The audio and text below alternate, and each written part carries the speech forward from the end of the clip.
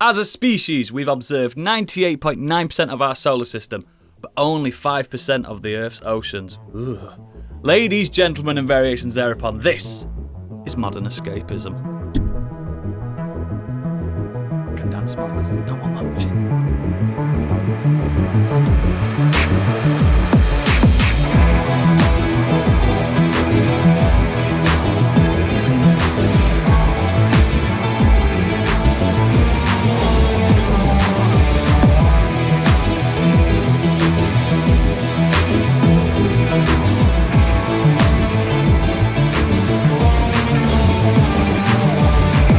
Hello, my name is Professor Oodles, the astrophysicist of podcasters.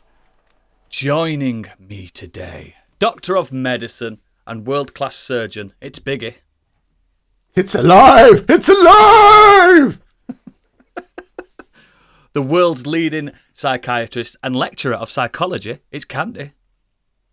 And what ails you today?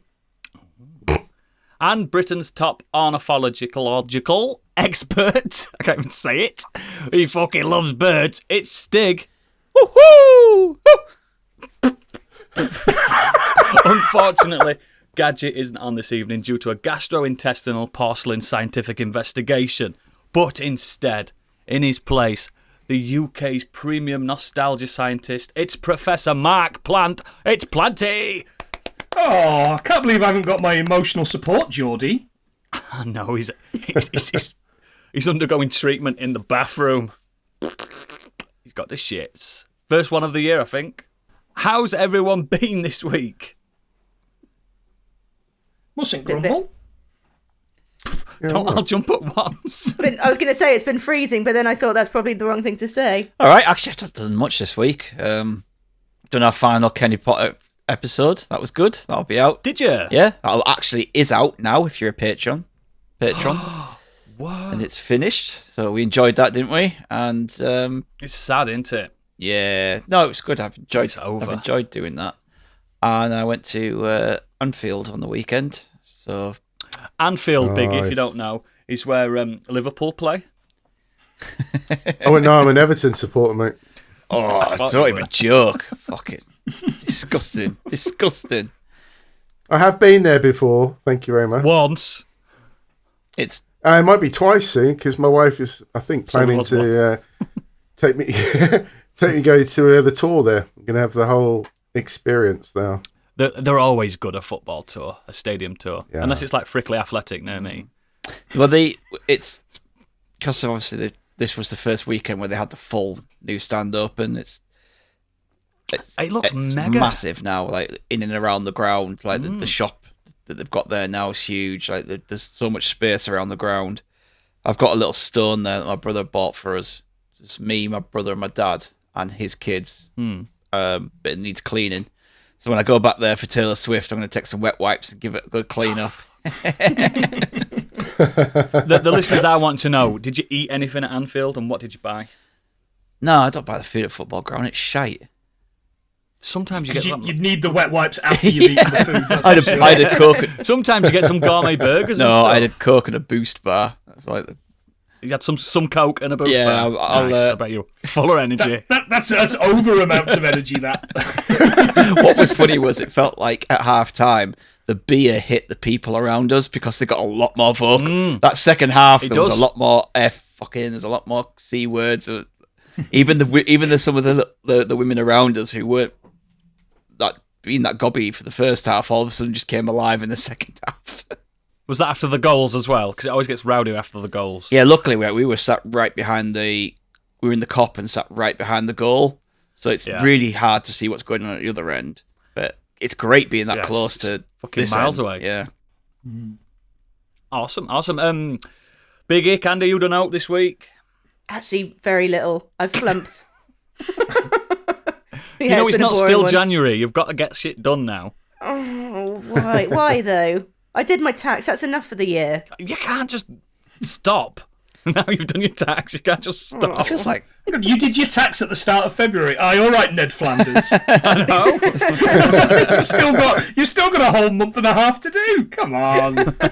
You've changed, Candy. She I has. know, right? Oh no, this is last year's, not this year's. So actually, Corporate candy. I've not changed at all. I've changed for the worse. Biggie, you don't know. No, mate, just working and been listening to podcasts while I've been working. I'll talk a little bit about that later. But yeah, just busy week with work, mate. Cool. Planty, what have you done since last year? Well, I was going to say this is the highlight of my week. I don't know. I've been caught in depression, but other than that, I've been pretty good. Yeah, thanks. The thralls of middle age. Yeah, most of the time I've spent since we last recorded was on Baldur's Gate. Actually, It's a fucker, isn't it? It's a I fucker. seem to remember that we were talking about Baldur's Gate in the news, and I think maybe you and Gadget were playing it. Stig wasn't playing it at that point. Biggie still hasn't got round to it. I was supposed to. I've played it since day one. I played it a little bit. Oh, really? All right, okay. I'm still playing it. That's the problem. He's not finished it. And I was kind of like, oh yeah, that sounds really interesting. Then a few weeks later, I bought it and then humped 140 hours into it on one playthrough. When you finish, you feel like Gollum, don't you? I felt like someone had ripped part of my heart out. You won't be needing this kind of thing. Yeah. My friends have gone. My actual friends are gone. Oh no, I have to go outside again. Yeah, and I opened up all my group chats and realised I'd been kicked out of most of them. Ignoring them. Speaking of being kicked out of stuff, Biggie, what news are you going to kick out at us? I love these segues. What the fuck was that? It's Biggie's breaking news. You may already know, but he doesn't, because it's time for Biggie's Breaking News. Rise up this morning, smiled with the rising sun. I can't keep 3 little birds pitched by my doorstep, reading sweet updates of news poor and true, saying this is my message to you, singing don't worry about a thing, 'cause a little bit of news is gonna be alright. Singing don't worry about a thing, don't worry, 'cause a little bit of news is gonna be alright. Sorry. And that, listener, is what you call cultural appropriation.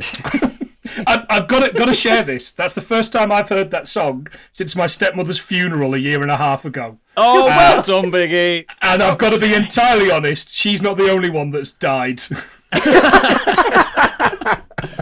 It's all Stig's fault, this, because Stig started on a high this year. Sorry, I think Bob. he's been playing catch up. He's ruined it for him. Crack on with the news, because I need to know what's gone off in this god-awful world. It's been a really quiet week for news this week. No, it fucking hasn't. Oh my goodness. Well, Xbox has allegedly insisted it won't stop making consoles as alleged PS5 port rumours mount.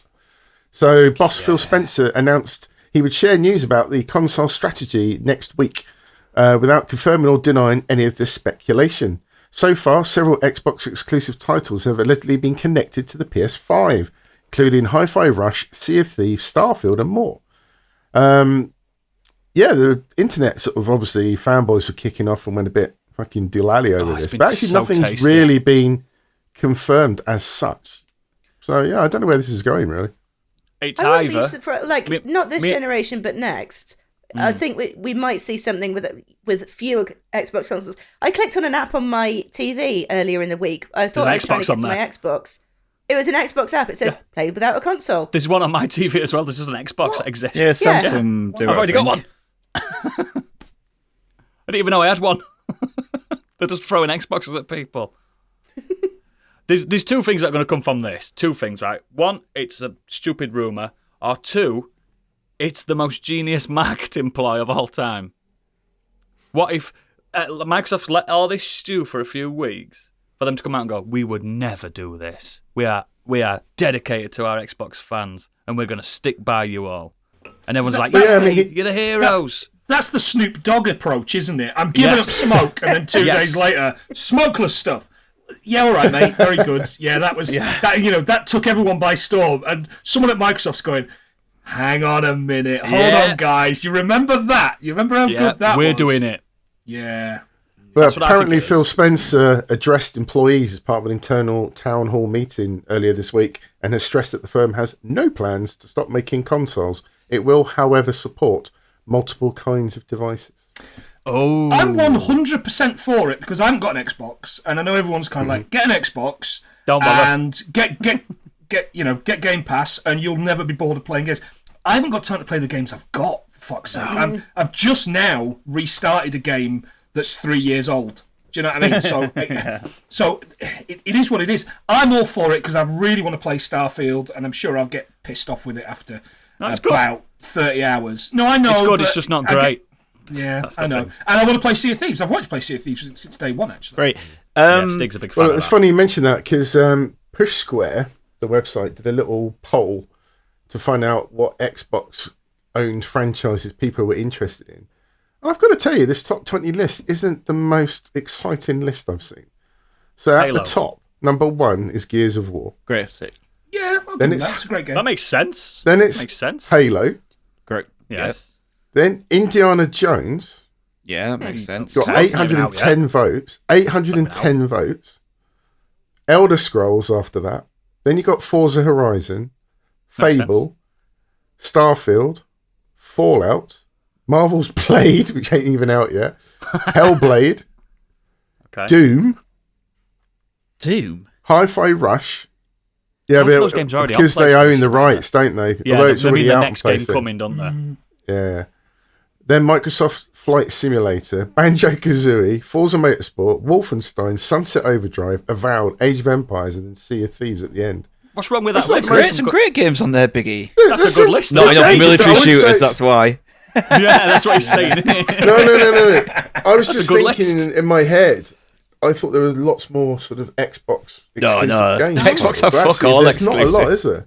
No, there's not many, but there's some quality there, mate. There's some absolute... Oh, there is. I'm just stalwarts. thinking it's not a big list, though, I thought. I was at peace with never playing Hellblade 2. I was at peace with that. I've been at peace with it since they announced it was going to be now you an might Xbox exclusive. And now I'm kind of like, oh my God, I can go back and play the first one again, which, again, affected me in more ways than it really should have done. Ahead of playing the second one. You know, it's fucking heartbreakingly Thing is, right, by the time this podcast comes out, all this news could have be completely out of date. We might look like because we have no idea what they're going to come out and say this We pride week. ourselves on it, actually. Yeah, we but the people getting absolutely wound up about it's like, it's delicious. Like, they haven't said anything. It's all come off a random rumour off a website, and it makes sense. It's business sense. Right, we have all this Bethesda IP. We have this Activision Blizzard IP. Of course we want to, we'll put it on PlayStation because it makes a lot of money over there. But also, we have our own stuff, which we probably will just keep for Xbox and PC. I reckon so, mate. What's the problem? So. I reckon it's just, I think it's more of a broadening of horizons rather than we're just giving up. Yeah, and I was like, oh, what's the point of getting an Xbox? It's like, well, all that stuff will become the Game Pass. So 7 months they worth tend to be cheaper anyway. Yeah, the cheaper platforms. 6 to 7 months worth of Game Pass is how much someone's going to have to pay for one game on a PS5. Yeah. I think people will still buy every Xboxes. week. Yeah, because every single week you guys talk about the fact that in the news, and there's probably another one this week, about the fact there's layoffs in the industry, right? Every week. Surely if this is a way to keep some people some jobs, it's perfect, a good thing. Irrespective of how much you fucking hate, PlayStation Bones and fucking X Bones and whatever your attitude is and all your fucking shitty titles that you give just a piece of machinery. Those people who are crying about it on the internet don't give a shit about people's jobs. They just care about what. No. They just care about their own little man caves. Status, yeah. Oh, net neutrality, this, isn't it, guys? That's what people have been asking for years. Yeah, absolutely. Yeah. Bring it on. Stop moaning. Free market. Yeah, embrace it. That'd be interesting. Next.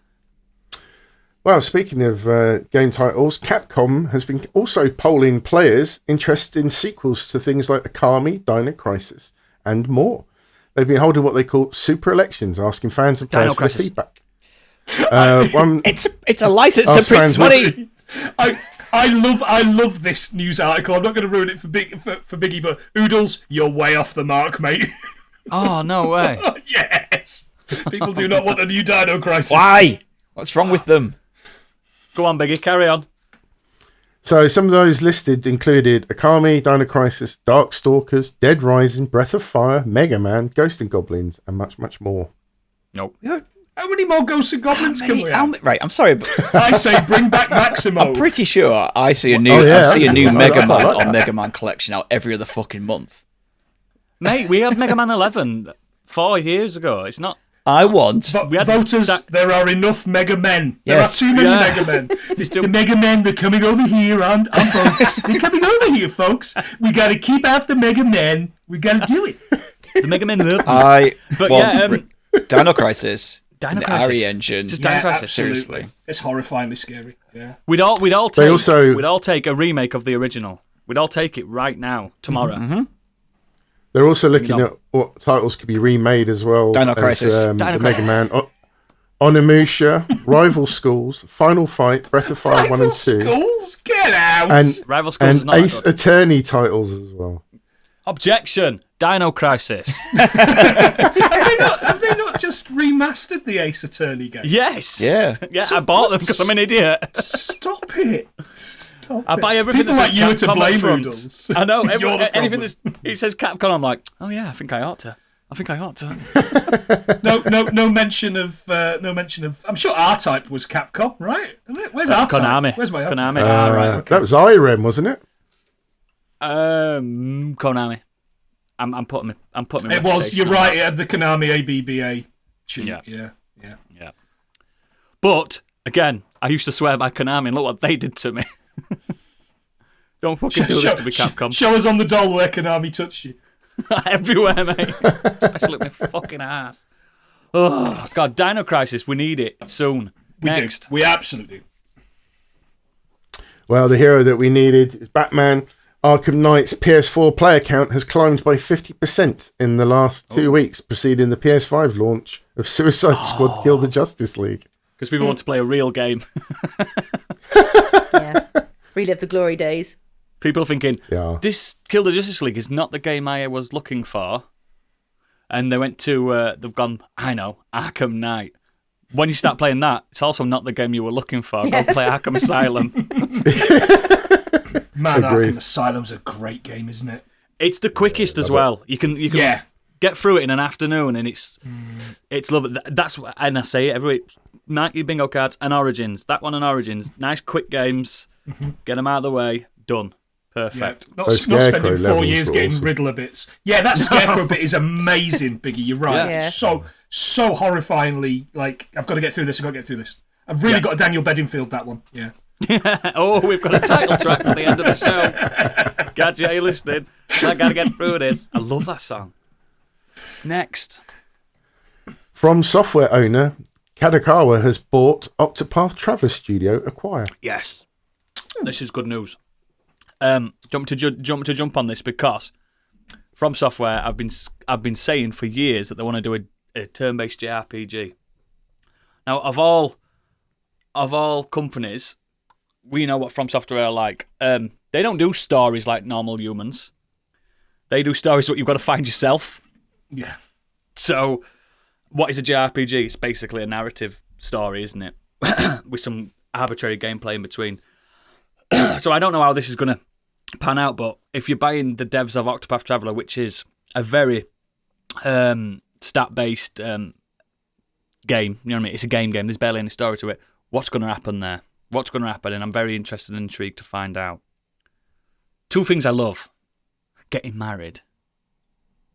Got any more on that, Biggie? Or is that it? I was wondering where you were going with that.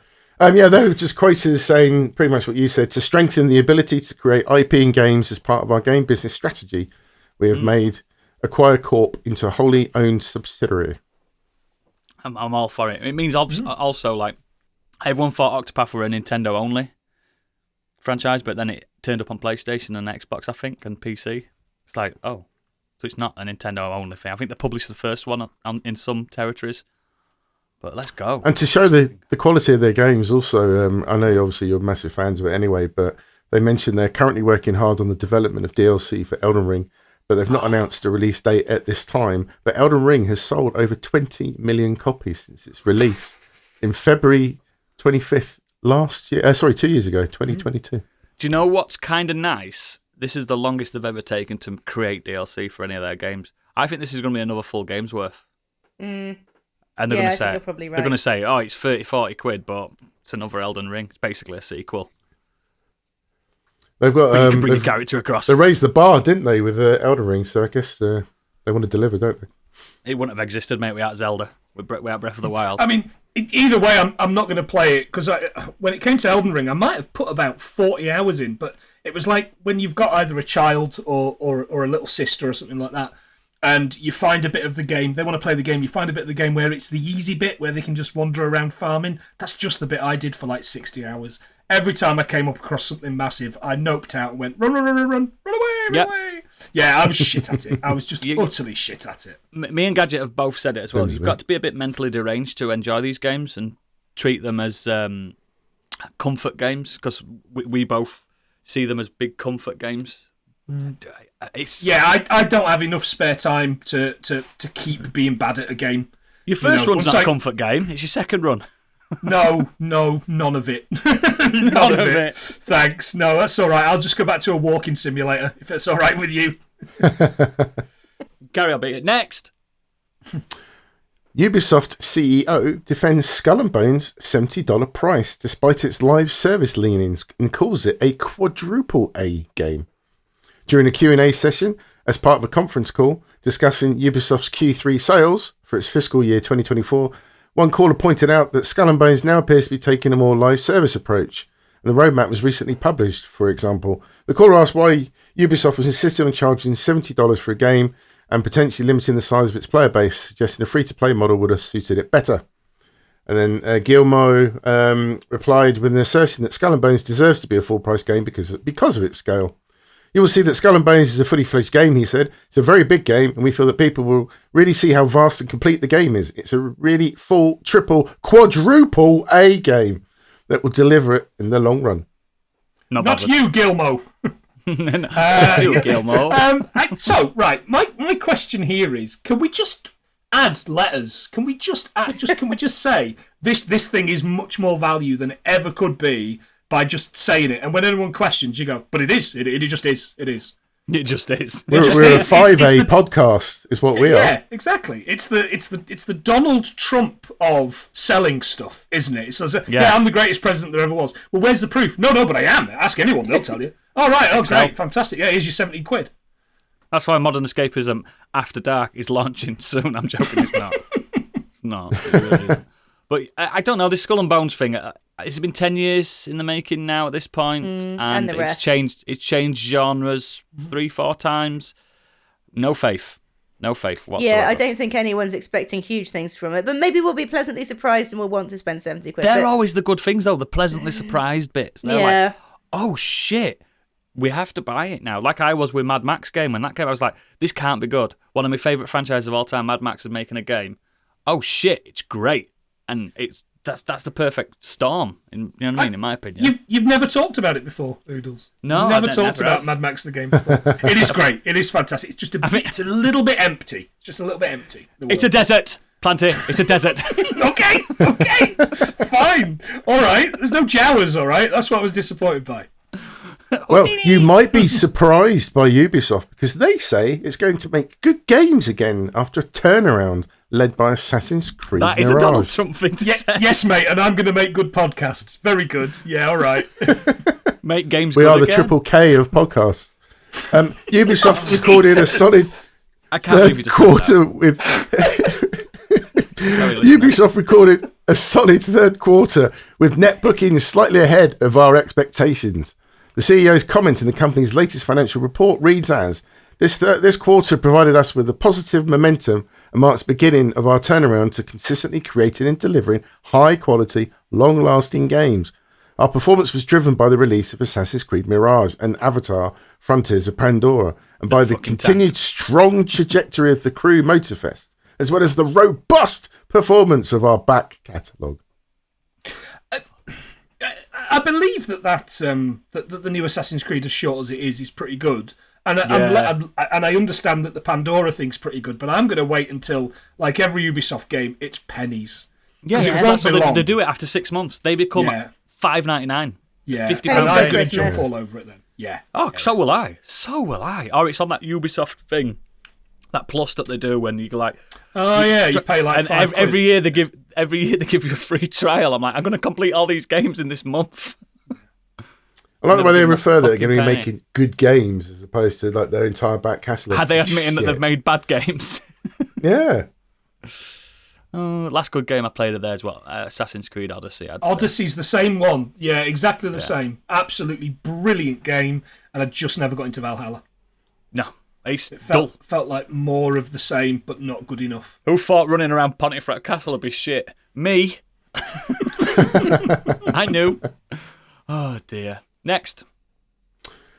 Oodle's favourite, Hideo Kojima, says Fizzint was inspired by fans asking him to make another Metal Gear game. I told you it was called Fizzint, and Gadget were like, no, it's not. No, it's not. Well, it's just a code name, isn't it, I think? Yeah, announced during the January 24 State of Play broadcast, the project is currently being developed under the working title of Fizzint and will use cutting-edge technology to create a hybrid game and movie experience. In a new episode of his Hideo Tube web series, Kojima offered a few more details on the project and how he's attempting to push the limits on its visuals. He said, "Of course it will be a game. However, if your mother walks in and sees you playing this game, she'll think you're watching a movie. I'm not sure how far we can take it yet." My wife regularly walks in and sees me playing a game and goes, "Is this a movie? And why are you having sex with that green kitty woman?" How is it going to be one of them Philips CDI games where it's just an FMV? I've invented a genre. Yeah, Night Trap 2. Night Trap working remastered. Fizzint. Listen to that. This is a bit of bullshit. Norman Reedus. I don't know if this is badly translated, but this is not a quote. This is just what the report says. Kojima says he was inspired to develop Fizzint after he recovered from a severe bout of illness during the COVID pandemic, as after challenging himself to create original games with franchise potential. I mean, it's like, so before that he hadn't considered it, but because he was ill with COVID, he thought, I'm going to challenge myself to make my next game franchise potential. It's bullshit. It's pretty bullshit. It's funny that Death Stranding has just been franchised as well. Yeah. That's his approach. When I got COVID, once I got over it, I challenged myself to drink a litre of single malt whiskey. I mean, we're just two very different characters. Me and you do you, innit? Simple as that. Yeah, absolutely. I thought to be fair, the rest of the article version has of a fucking quote. Kojima actually Planty. Hideo Planty. Konnichiwa. There's actually a quote from Hideo further on, but I'm not going to read it because it makes me look bad. Just shout out next. Okay. Next. Discworld re-release may happen, but depends on King Charles, developer says. So, a re-release of the 90s point-and-click game Discworld, which I played, and it's hard as fucking nails, but great fun. But he said that whenever something closes in the UK, intellectual property rights revert 50% to the original creator and 50% to the Crown, which is King Charles. So he's basically in discussions with King Charles's, I don't know, his bods to I think King Charles has got enough on at the moment. I really want this game. I really want a remake or a remaster of this game. So but now I you're also pro-monarchy. but now I also want to abolish the monarchy. So now I'm kind of like, if he does die, do we get the game? Or if he does die, do we not get the game? Can somebody out there clarify, please, so I know, who I'm speaking to my gypsy ancestors about. I think you need to write a letter to Buckingham Palace, mate. I've heard it's 99% response rate as well. Can you not just climb in through the window like that bloke did? I've heard so. Yeah, I've heard you can do that. But that is such an odd loophole law thing. Britain's such a fucked up country. It's like land. It's like land. I'll tell you what, their puzzles were fucked up. Long, I know land does it. Yeah, it goes to the Crown, who is the biggest landlord in Britain. But the puzzles, you're right, Biggie. It was a stinkingly bad game because it was combined stuff, wasn't it? It was like the LucasArts classic combined stuff. And it was was magic. Yeah, absolutely. And it was in a world where stuff doesn't. I'm infuriated just thinking about it. In fact, please pull through, Charlie, and tell us to fuck off. Oh, God save the king. Next. Where are we? Stellar Blade dev, also known for the butt-jiggling game Nikki, says he put special attention into the female lead's back because that's what players see most of the time. Speaking to Games Radar Plus, game director Hyung Tae Kim, there you go, discussed the character design of a protagonist, Eve. That design, built around the body scan of a Korean model, Shin Jae-eun, has been the focus of Stellar Blade's early trailers. And while we now know much more about Eve, Kim suggests that it's all deliberate. And he said, when it comes to design, we put special attention on the back of the character because the player's always facing the back of the character when they're playing. That's what they see the most of, so we thought this was pretty important. May as well be a nice fat ass. I'm surprised they haven't put like another pair of boobs on their back. Yeah, these humanoids have nipples on their ass. You don't understand them. They're not human. They're not human. They wouldn't have scanned my back. Oh, God. Yeah, I've just looked up Shin Jae-eun, and I'll be keeping that for after the podcast. Yeah. Thanks very much. Absolutely. I have also researched that. Bit of homework for you there, Planty. That's why I'm really tired. No.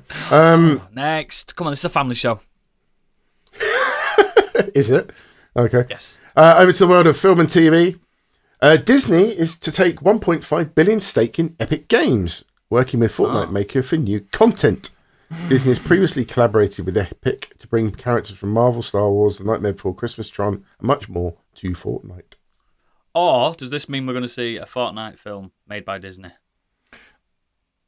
It's going to sell millions, and it's going to be in the same vein as Ready Player One, where it's just... No, thank you. What's the word for it? Yeah, absolutely. What we're going to... Yeah, that's absolutely what's going to happen. They're not going to create their own... Easter egg porn, innit? Yeah, they're not going to create their own games because they've already got it. And Disney don't create games, do they? So Disney kind of just... They farm that out to somebody else. They give the license, yeah. So I assume... They have said they wanted to get their fingers in the pie, though, for gaming. They do feel like it's an area that they used to have Disney Interactive Game Studio, or whatever it's called. They made all the Lion King games and stuff. I know, but that was a long time ago. Yeah, I suppose. And LucasArts, Galaxy far away. That was before there were Disney, though, LucasArts games. Lucasfilms games, it were called. Lucasfilms games. Yeah, what a weird... Doesn't make any sense. No, Lucasfilms games. Walt Disney's Lucasfilms games. That's what they should call the new studio. I like the idea that there's going to be companies that aren't Disney. Just I'd love it if there was a company that wasn't either Amazon or Disney. That would be nice. Yeah, I agree. Oh, we've got Stowaway. Kids are just coming through the roof today. Fucking hell, I hope a kid doesn't arrive behind me. That would be a real child. That's why I've been very quiet for the last, God knows, 15 minutes. That means they've got out of the basement. I've been dealing with something. the lock's broke. Mine are at sleepover, so yeah, all right. It's half-term minutes. Everything's all right, it's half-term, so it's like, yeah, just stay up, do whatever. Stay up. I wish it was half-term for me. All right, have I got time for a quick drink now while Biggie's doing it? Yeah, you I'll have, be very mate, quick. Yeah. Sake. God. No, you won't have time to do that. Next.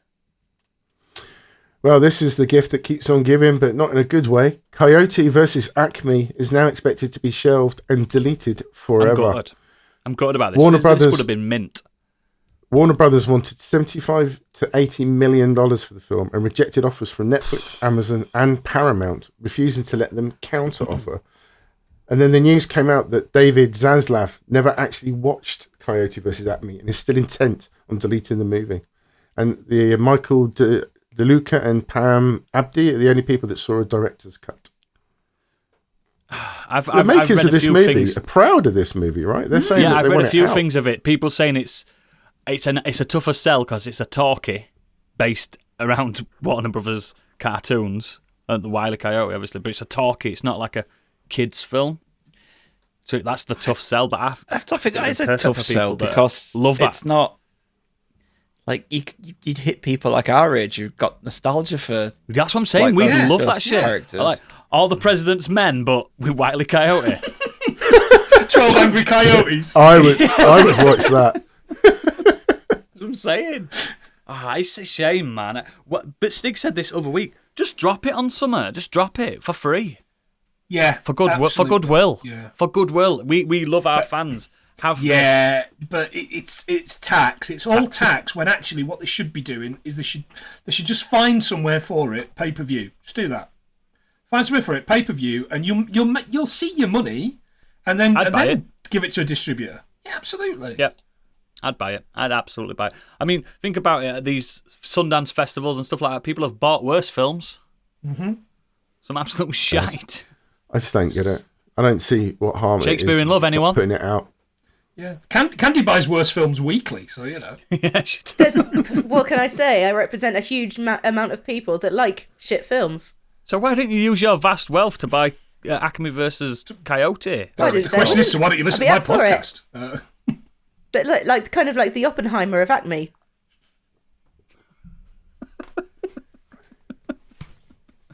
Next. Gina Carano is attempting to sue Disney and Lucasfilm for discrimination and wrongful termination, and is seeking a court order to force Lucasfilm to recast her. Contrary to popular belief, we don't support Nazism on this podcast. Next. Fuck her. Whatever. Nothing's gonna happen.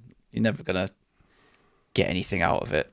It's just a publicity stunt. And also, no one's gonna want you back in the show. You can try and get Disney to force you back in, but fans are gonna be like, nah. They'll just stop watching it. She went in the third season anyway.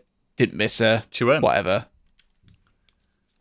I didn't rate her anyway. Yeah, Elon Musk is all I'm going to fund your legal fees and everything. Oh, so he's a Nazi funder now. He has been for a while. Oh, come on! You've seen adverts on Twitter. And then he was all like, I might just buy Disney instead. And all these fanboys are all like, yeah, Elon Musk is going to buy Disney and make it better and get rid of all this woke stuff. I'm just like, Elon Musk cannot afford Disney. They were worth more than he is. Hey, fuck. So was she called Marshall Doon or something, the character? And I've got to be honest, I thought it was really, really good. Cara Dune. I thought it was really good to see Cara Dune. I thought it was really good to see a strong, proper-shaped woman represented in a major role in a Disney Not TV a damsel show. in distress. I was well into it, but then it all came out about what absolute piece of shit she was, which surprised nobody, I guess, considering what her previous roles have been. What she's done for a living.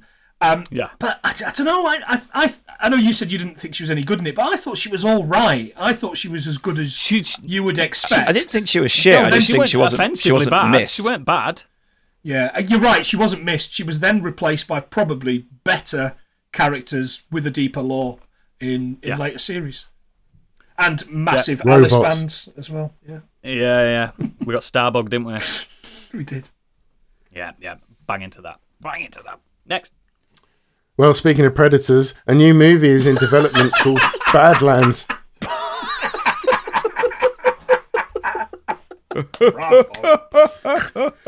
You can have that. Dan Trachtenberg will return to direct, not a sequel to Prey, and it will be set in the near future. Mate, if Trachtenberg's doing it, I'm in. Buffy's sister? Oh, no, that was Michelle Trachtenberg. Yeah. Right, okay, yeah. Next. The Ice Princess. Next. Yeah, do you know what? Very quickly, I saw somebody mention on Twitter. I saw somebody mention on Twitter that they thought of a good plot for a Predator story as well. Would be one set in Japan, with a Ronin having to face off against the Predator. I thought they did that in Predators. Did they? There was a samurai guy, a Yakuza guy. They did it on the Reeds. Oh, yeah. I don't think that ended well, though, for him, did it? No, it didn't. It didn't start middle, beginning, or end. I thought that the setting worked for Prey because it was using people who knew how to track the land and create traps and stuff. It worked technological versus technological. I'm not. That's why I think World War I would be brilliant. Imagine a Predator dropping on fucking trenches. No man's land. Fucking Rhineland. Let's go. And he's just sat there going, hang on. One drops and just gets bombarded completely and gets fucked up. Film ended. That's it. It'd be good. I'm into it. Oh, I don't know. The Boer War. Something a bit old school. Something with muskets. I just find it more interesting than, like, here's a bunch of military men. I mean, as much as I love the first Predator, because it kind of works within the jungle. It's been done, though, It's hasn't been it? done, and, like, every other film is just, here's another bunch of people. We had the urban jungle, remember, in South Central Los I've got a Angeles. soft spot for that one. But it just people... Yeah, it's the sweatiest film that's ever existed. People just shooting guns at a Predator. It does tell you that they're going through a heat wave at the beginning. Crazy. Bring it on. Next. Well, linking with that, Alien Romulus is the official title of the up-and-coming film. It'll be released in theatres August the 16th this year. When did you get this news from? Was this not announced like a year ago they were calling it? Yeah, I've heard the name Alien Romulus. I don't think it was official. I think maybe it was... I think it's title. just suggested. Right, okay. Because we were all calling it Requiem and, So, Rhombus. being called Romulus, is My this favourite like... shape. Is this a play to is this a nod to like Romulus and Remus and do you know the Greek myths and stuff like that? No, it's Star Trek tie-in. No, okay. Romulans. Got you. Okay, next. Is it gonna have the xenomorphs like sucking on the teats of a bear or something? Whatever it was. Yeah, that's what I mean.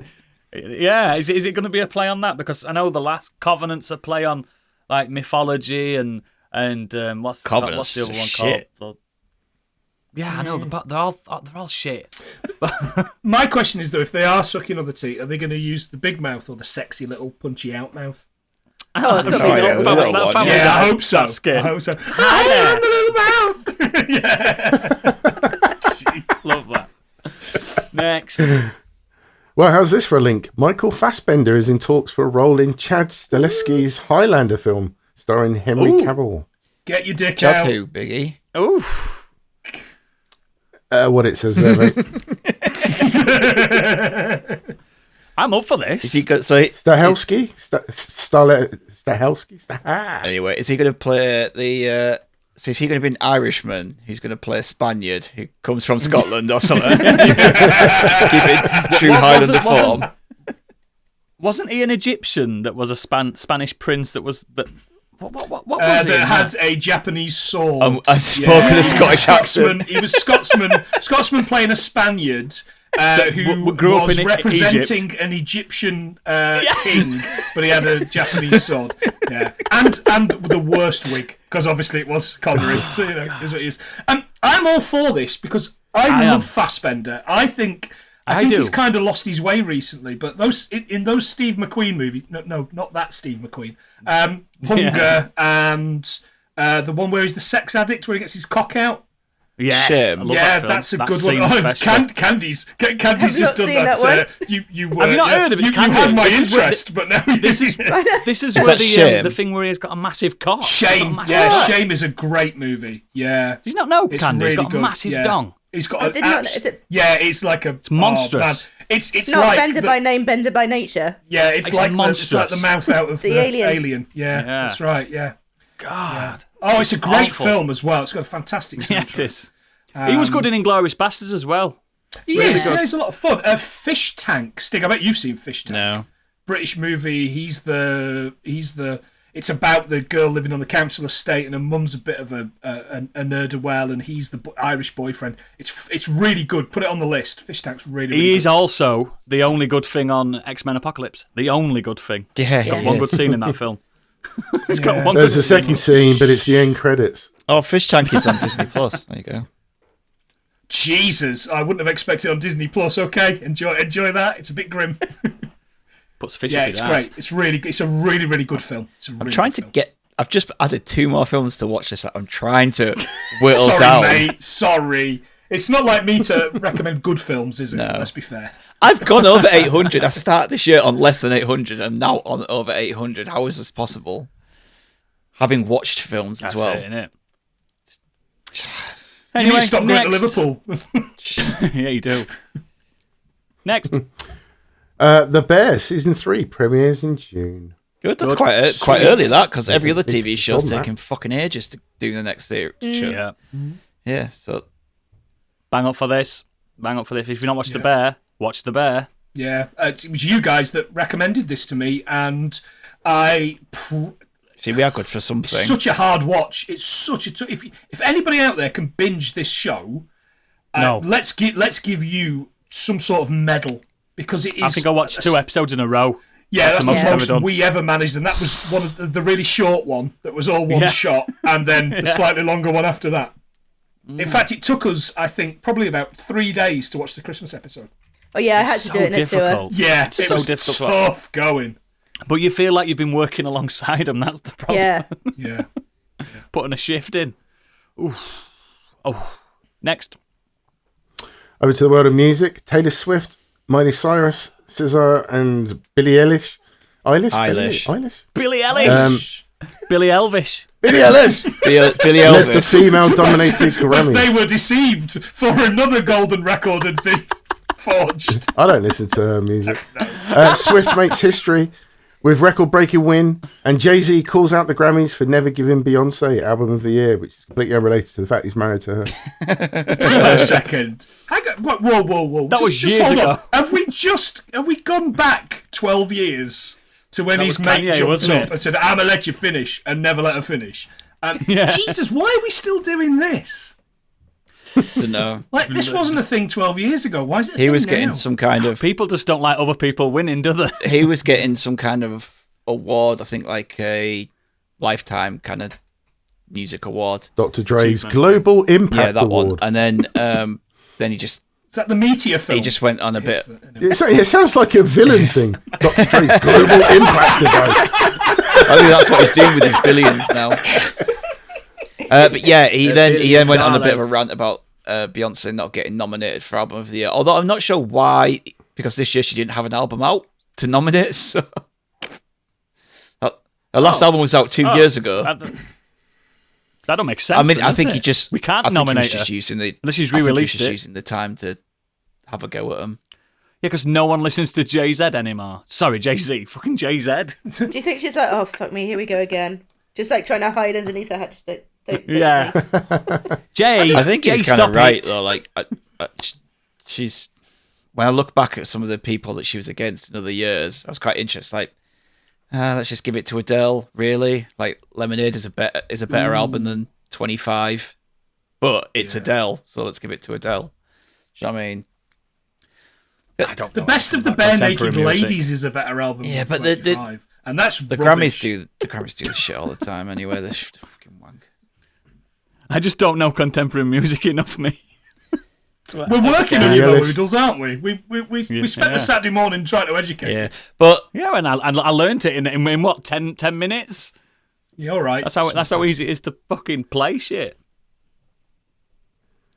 good old Tay-Tay, first artist to get 4 album of the years. Yeah, let's not talk about her flight records though. Actually, Polluting the atmosphere.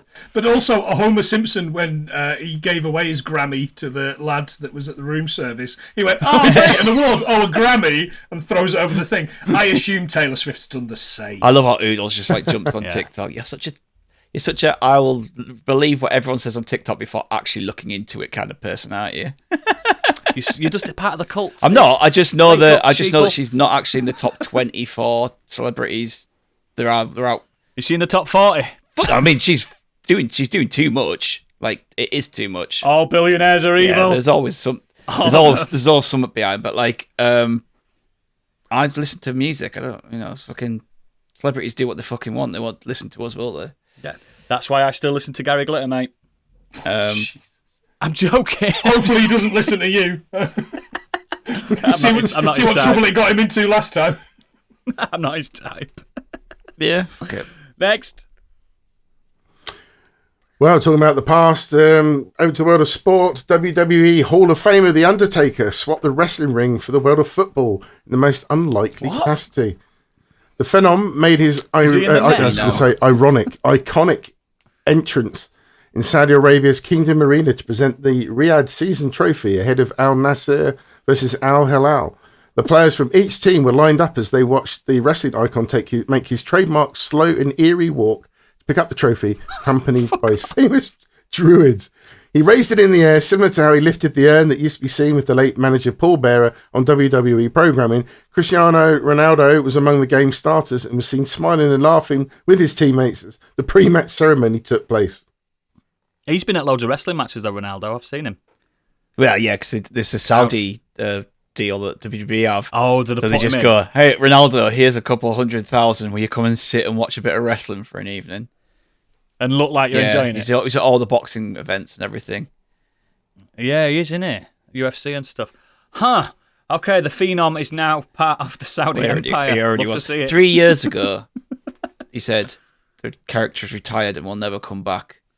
Unless I get a cool million from Saudi Arabia. I don't care what anyone says. Yeah, billionaires are evil, but I'd do anything for a billion or £1 million. I don't give a fuck. My morals would change if I became rich. Straight away. No judgment on them. But yeah. He doesn't have to protect the character anymore because outside he used to protect it like loads and he'd never do anything outside of the WWE. Like he'd do no other press stuff outside of WWE and try and protect the character. Since he's retired, like, oh, that's fucking gone. Like, you know what's coming up next, don't you? Undertaker School, like Krusty's Clown College. I don't think any of us expected him to say that. Yet. Learn how to become the next Undertaker. Undertaker's like, I can't make it to Saudi this weekend. Send one of the Clown College graduates. Kill wealthy Dowager. Got you. Next. That almost made the Weird World Web, but this one just pipped it for me. Coca-Cola has added its name to the latest brands trying to get on the trend for spicy snacks and beverages. From flaming hot Cheetos to sweet heat Starburst, snacks are getting spicier. Now the fizzy drinks giants have stepped in. On Wednesday, the Atlanta beverage giant introduced Coca-Cola Spiced, the first new permanent offering to its North American portfolio in 3 years. Coke has been exploring ways to get younger drinkers excited about its signature cola. In 2022, it launched Coca-Cola Creations, a series of 8 limited edition Coke flavours in colourful cans and bottles. Coke experimented with adding hints of coconut, strawberry, watermelon and other flavours to the drink. This is my favourite bit. The latest example, Coca-Cola Happy Tears, contains salt and mineral flavours. It will be sold only through TikTok on February the 17th in the US and the UK. So what are they going to do? Have a sad tears version of sweatshops where children will be working to squeeze a few out of there. Oh, I'll be all over that. I mean, Coca-Cola Happy Tears. I'm up for spicy cola because I like the ginger Pepsi, and that's a bit spicy. That's a bit spicy. But like, there was a sentence in that you read out there, Biggie, where trying to get kids into Coca-Cola. When the fuck have kids not been into fizzy pop? They all drink like Monster and stuff though now, don't they? Kids fucking love fizzy pop. Starbucks into fancy coffees instead, aren't they? Yeah. Oh fuck! My kids aren't drinking coffees. What the fuck's wrong? Tell you what. Tell me again about Children's Tears or whatever it was called. Because I want Coca-Cola Happy Tears. Do you want to consume them? Salt and mineral flavours.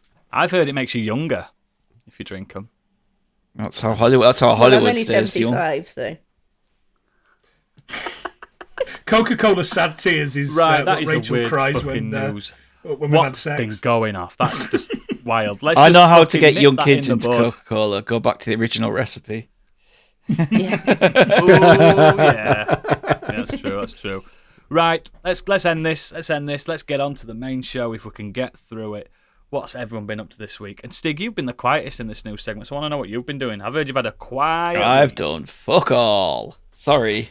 I genuinely, unfortunately, I've been playing Dragon Quest trying to get that done when I've got spare time. It's pissing me off. It's ruining my experience of the game having to grind this out now. I don't like grinding and it's really annoying me. You shouldn't have been a runaway from battles early on, mate. I'm sorry that I'm so good that I managed to defeat every other boss apart from the main one under level. I can't help being that good, mate. I've already said, Stig, that you've already seen the credits now. Doesn't count. So you no, can stop can't. playing. It's literally a whole massive section after those credits. 40 hours. It has taken me 40 hours to get to him. It's just I've got there and now I'm completely underleveled. So what you need to remember, though, Stig, ultimately, look at that guy up there, the bald guy in the glasses, right? That guy's played that game and completed it on the hardest version of that game. Without any quality of life improvements. He got through it. No complaining. Yeah, but he Look at him nodding. He's nodding. I couldn't sleep at night. My sex life had dropped. I was just thinking about how to complete that game. He likes the grind. Like the thing I loved about this game was I didn't have to. I do not like grinding. Are you mad? I didn't have to grind. Now I'm grinding. Who likes grinding? There's no fun in it. I'll tell you what. I'll let you in on a little secret. Yeah, I agree, actually. I will let you in on a little secret. I actually went looking for a mod to level me up to 99 so I could just finish it off. That's not... You've got that far, mate. Who gives a fuck? Just do it. If you can find one, do it. I was like, fuck, damn it. All right. At this point, pal, who gives a fuck? You're only trying to see yeah. ending. Anyway, so I watched... I've been playing that, and then the other thing I did actually watch these today was I watched fucking what's it called? It must have been great. The Wonderful Story of Henry Sugar. Which is a Wes Anderson short film on Netflix. Netflix, I've seen it. It's a Roald Dahl story. It stars Ralph Fiennes, Benedict Cumberbatch, Dev Patel. Not very long, is Ben it? Kingsley, Richard Ayoade, Jarvis Cocker, Martin Foreman. There's loads of people. It's just I think it looks stunning. It's like 20 minutes long. This one's a bit longer. So there's another one. There's Ratcatcher and Poison. They're about 20 minutes, and this one is about 45, 50 minutes. But it's all done like so. The characters are like kind of reading the story out to you. It's not acted out in a sense that. Here's the story and here's the characters acting out. They're actually narrating it to you and they're looking like literally directly into the camera. And it's really wet, like properly Wes Anderson. Like there'll be, it's very stagey looking. So everything looks like it's done on the stage. Do you know what I've noticed when I watched that? How Richard Ayoade is so Wes Anderson in real life. Yeah. Oh, yeah. Yeah. He's perfect, mate. Oh, yes. And I was doing this. He's like right into the camera. Was that his Michael Caine impression? Stig, I fell out with Meteor City and Asteroid City. And I just didn't enjoy it as much as I really hoped I didn't either. And it's the first of his films I really haven't enjoyed. Will I get a kick out of this, having not enjoyed that? It's completely different. I mean, it's aesthetically, if you like, it's not a waste of time I mean, either. for me, the best thing about Asteroid City was the aesthetics of it all, but it was, but and the way that lines were delivered and everything's like full on Wes Anderson. It was just the story was a bit like, I didn't feel involved, and then it felt like you say very stagey, which is usually kind of a good thing, but it felt a little bit too stagey. It felt a little bit kind of shipping the stage in and shipping. This is very much like imagine you were sat in a theater and you're watching it and you see stagehands moving the scenery around them.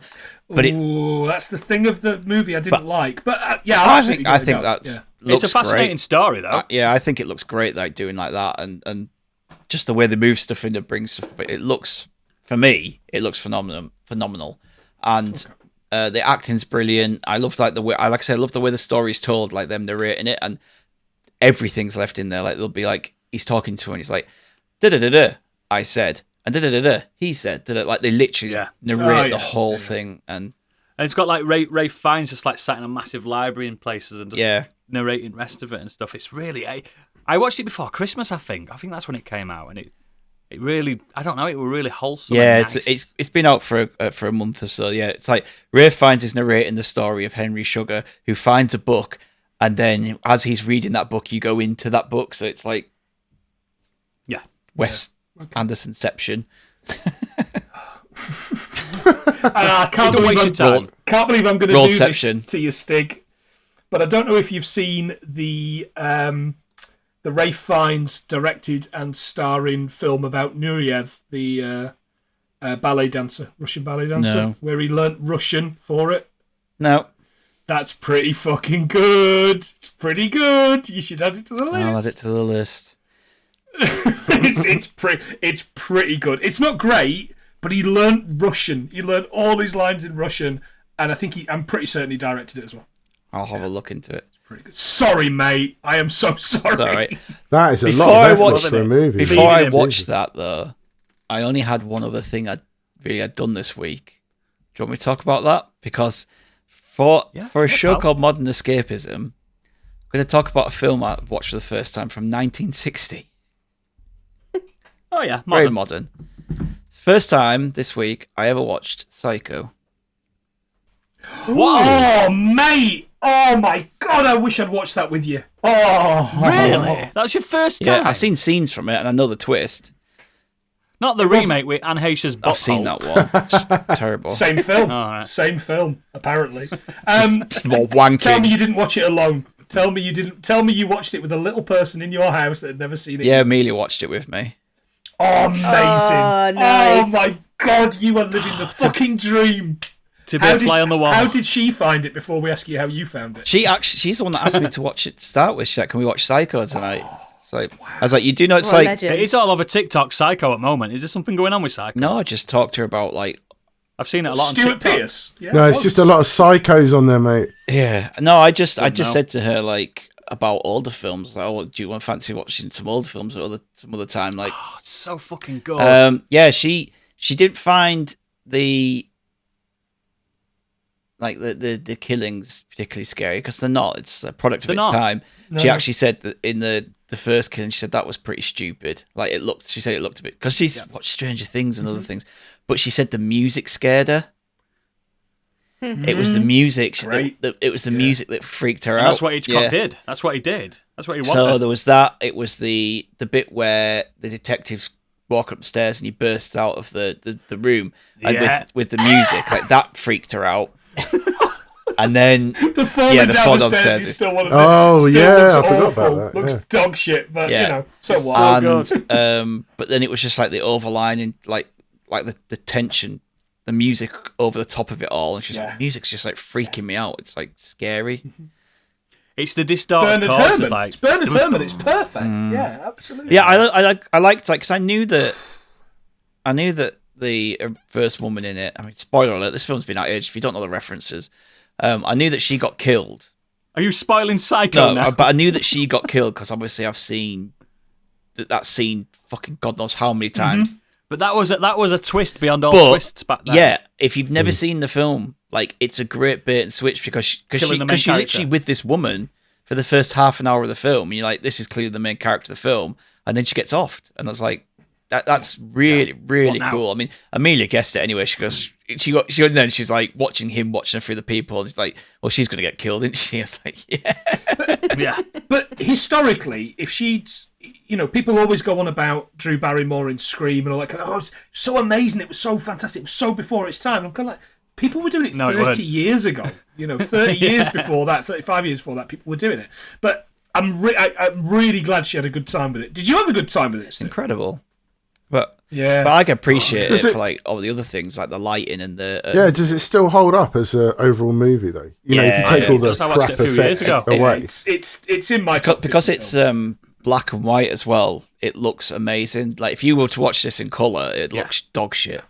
But like just because it's in black and white, and by doing that as well, you can there's certain scenes where Norman is like in the shadows and his eyes are just like completely surrounded in black shadow. Like he's and also like, I don't know if you saw him on Discord. I was watching him thinking he reminds me of someone modern. He's very Andrew Garfield. Oh, If you watch that film, if they did Yeah. a remake of this film, like he'd be the top of my. It's the awkwardness. Do I fancy Norman It's Bates the awkwardness, the eyebrows, the eyes. size. Yeah. yeah, absolutely, 100%. Yeah. Did you watch Bates Motel? No, but I'm thinking about it. It's great. The first couple of seasons are apparently great, were then good. it loses its way, then the last Yeah. season is Is fucking it- brilliant. The story of 10 years earlier, is that what it's about? Like, Yeah, it's Yeah, it's before, I don't know. mother's still alive, and she's a character. Yeah. they say in the film, don't they? Or something He's always happened been 10 alive. years before, and I thought, I wonder if that's what that's about. Well, mother's always been alive. Do you know what's worse for me though? Is I think it's Psycho 4 before this. And that one where he's on the phone call to like the radiotherapist. I only watched it because it was just randomly on a Channel 4 or something late at night. I was I've laying seen in them bed all. and I just sat there and laid there and watched it. Directed by Anthony Perkins. Yeah, I think Perkins directed 4, but he might have also directed 3. 3 and 5. Yeah, two. he was a Two. phenomenal actor. He was a really good actor, but obviously he got typecast as Just kept going back to that role.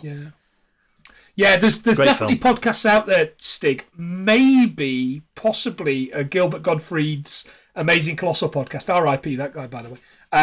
Definitely. Where people talk to his daughter, and she speaks very, very highly of him. He died far too young, and was famously was famously gay towards the end, at least, anyway.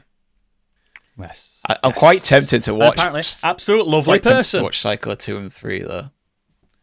Do it, mate. I don't know if 3 is the 3 and best 4 is one. not that bad. Yeah. They're not horrendous. I still, going back to it, I still don't understand the remake they did shot for shot. Why? What a project it's a vanity project, mate.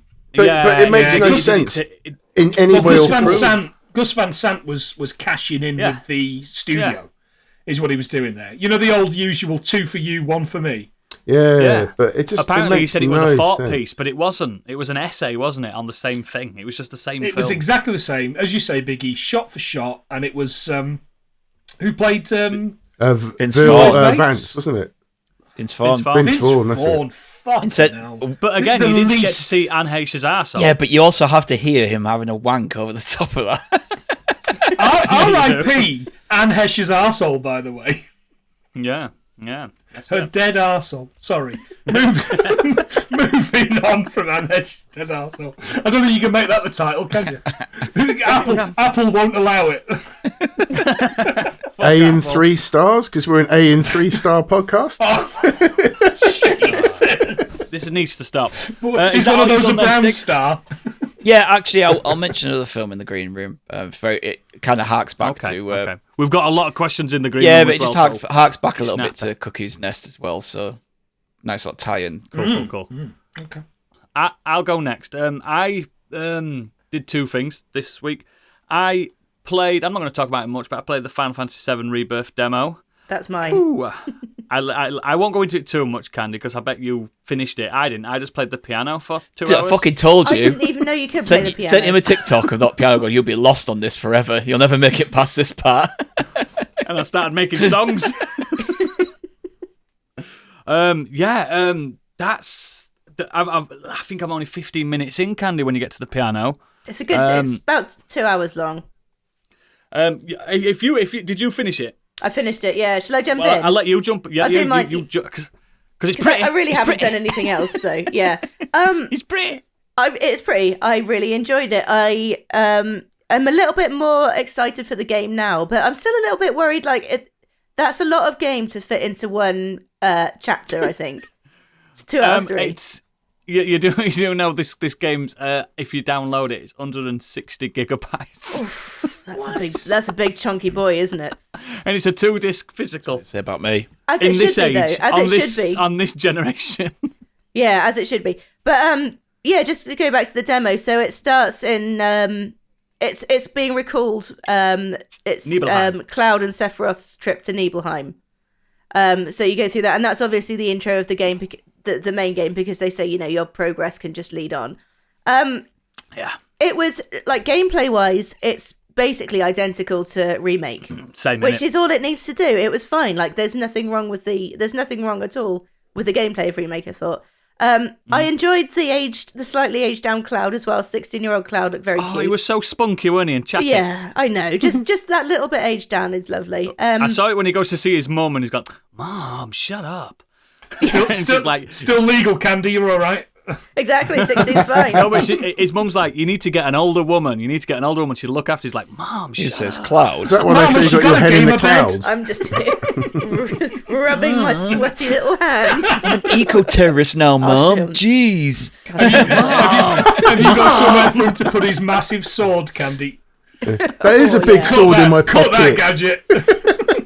You're all horrific. Speaking of big swords, Sephiroth is extra pretty as well. But yeah, just He looks like a lass, and I'm here for it.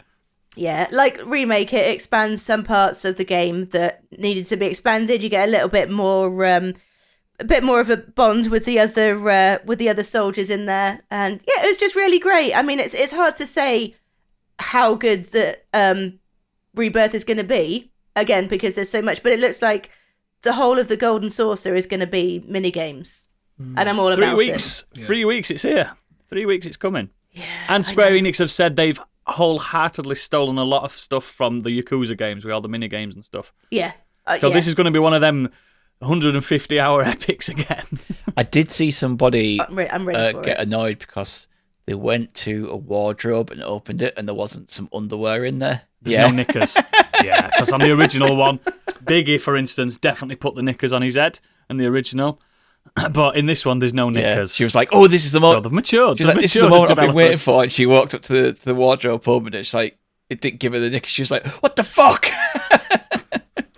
Maybe it'll be in the main game. Maybe it's DLC. I was going to say that's a premium price. Well, there was that joke tweet by one of the producers. He were in Japanese, but translated like, "Yeah, we took the underwear out so we could have an extensive piano game built into this game." Because my God, I played hours of this piano game. It's But harder how much than better would it a have real been if you'd piano. had knickers on your head whilst you did it? But I did that in real life. I've got knickers all over here. Oh, fair enough. knickers Then. on. Women throwing knickers at Many him people everywhere. who play this game will not. It's like Tom Jones. Do you know when you're good at something and then you play a virtual version of it and you're like, oh, I'm bad again. I'm back to being bad again. So I have to like learn how to do it because playing piano with analog sticks is. Yes, it sounds as difficult as it looks. It looks as difficult as it sounds and sounds as difficult as it looks. But I think I mastered it. I think I'm a grade 6 fucking analog pianist now as well. Try playing it with fat fingers, Oodles. I can assure you it's even harder. Yeah, you've got to have slender I don't know that ones. song. No. But yeah. The main reason, though... If Oodles plays it, you'll hum along, right, Biggie? The main reason I've stopped it, though, Candy, is because... I found out that you can take your save over, and I did that with Final Fantasy 16 with a demo, and then I imported my save and forgot all the controls when it came to the main game. So I've just I'll probably start it again. But saying that, it's only a couple of weeks away, and that's how often I get a game. So maybe I won't. But yeah, I'm thoroughly excited and worried about just how much this might be a mascara warning on this one. There's been a lot of people that are saying this is going to be the one. This is going to be the next I'm crying my eyes out compilation on TikTok. Yeah, well, I think in a few months' time. I can imagine where it's going to end, but there's a moment along the way that is just as bad. So we'll see. I know which moment it. Yeah. Have they given an indication when the final part will be out? Because obviously it's taken years to get this part out. They said like it's a 15-year thing, isn't it? The whole thing. From start to finish, it's going to take them 15 years. That's mental. So I wonder if it'll be on the next gen of consoles then. It'll be the next gen. Yeah. Well, the last one was on the last gen, remember? Yeah, exactly. It's just one of them things. Just get with it, Biggie. Just take your time. Mate, it took me 24 years to finish the first one, let alone... I'll be dead by the time the last part comes out. Oh, don't say that. You're immortal. But anyway, the main thing I've done this week is something that Stiggs mentioned a few months ago, but I've finally seen the Marvels. The MCU, the Marvels. I've got thoughts because I've seen the consensus online. I've seen everything like that. And I remember Stig being quite middling to liking it more than some people. I really fucking like this. I didn't hate it. I thought it had some good stuff in it. I've got to be honest, Doodles, this is one of my things, and I had a fucking whale of a time. Ain't it good? You can jump in, pal. You can absolutely whale jump of a time, in. mate.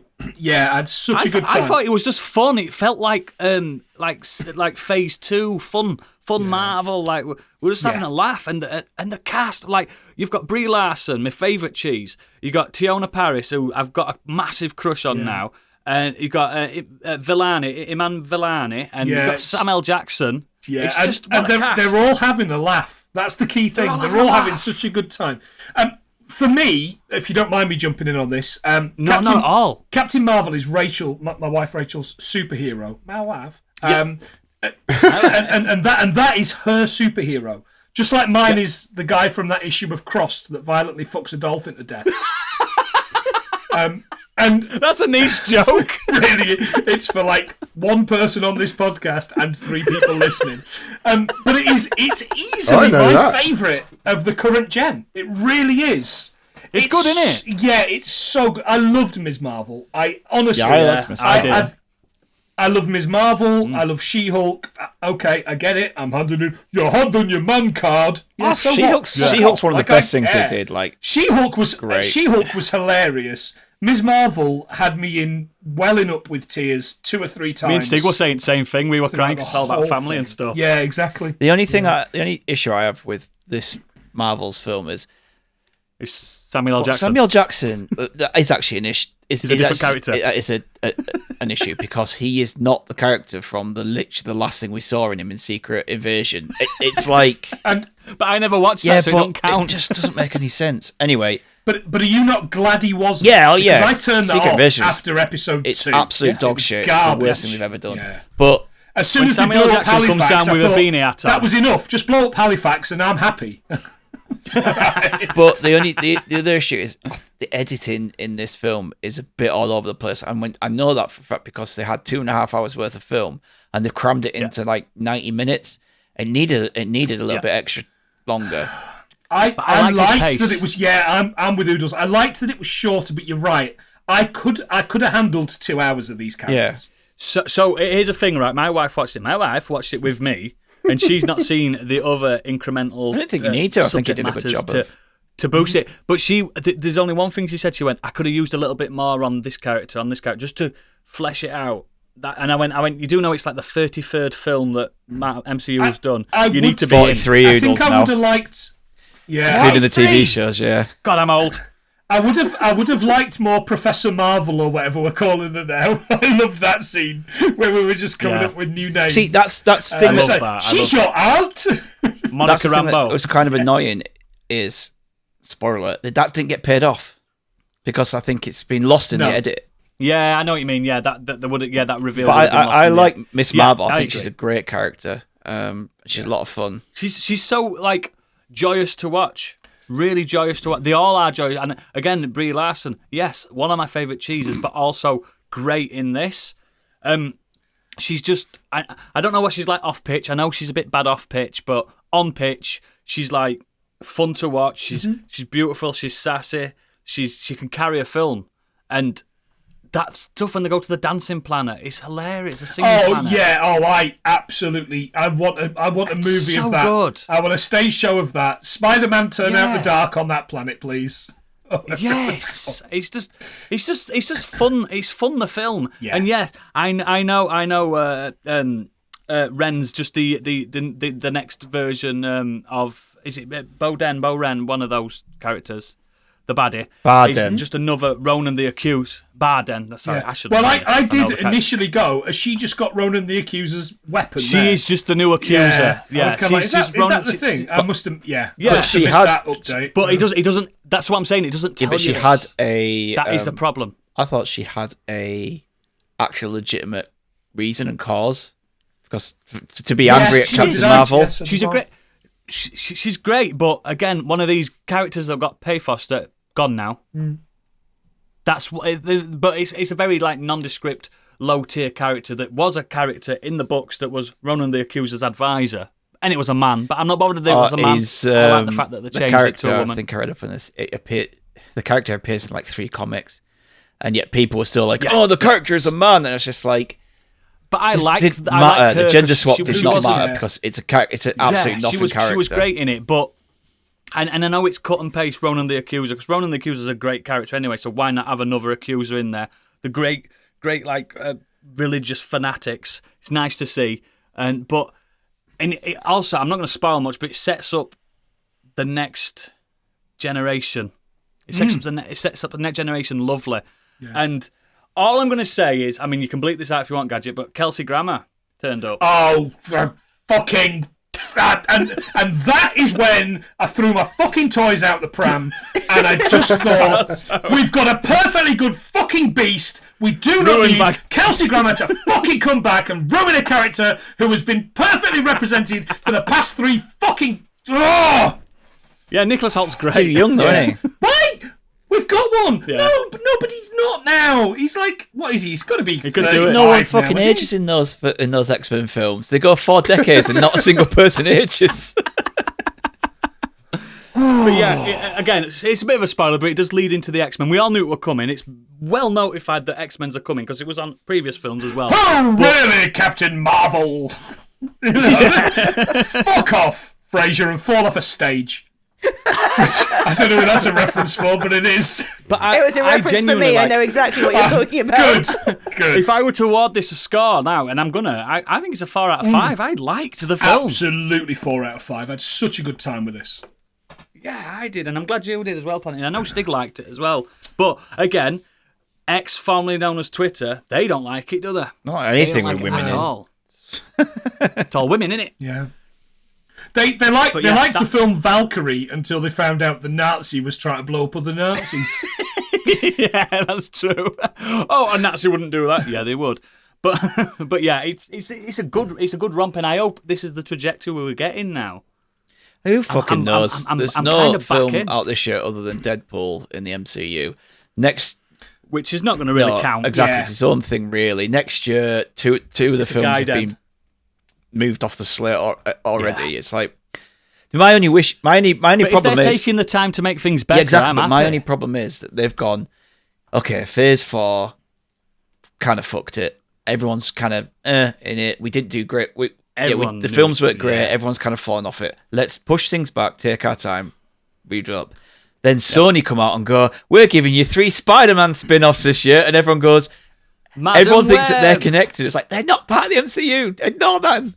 It got to a point where the actors thought they were in the MCU, but they were in the Sony Spider-Verse. Spump, it's called. Sony's pictures of... I know, what a great acronym that was. The acronym comes out as Spump. I've spunked a few Madam Webs in my time. But yeah, I really, if you're on the fence, guys, and you can watch, literally because my wife did it, you can watch the Marvels with no pre-concept of the past.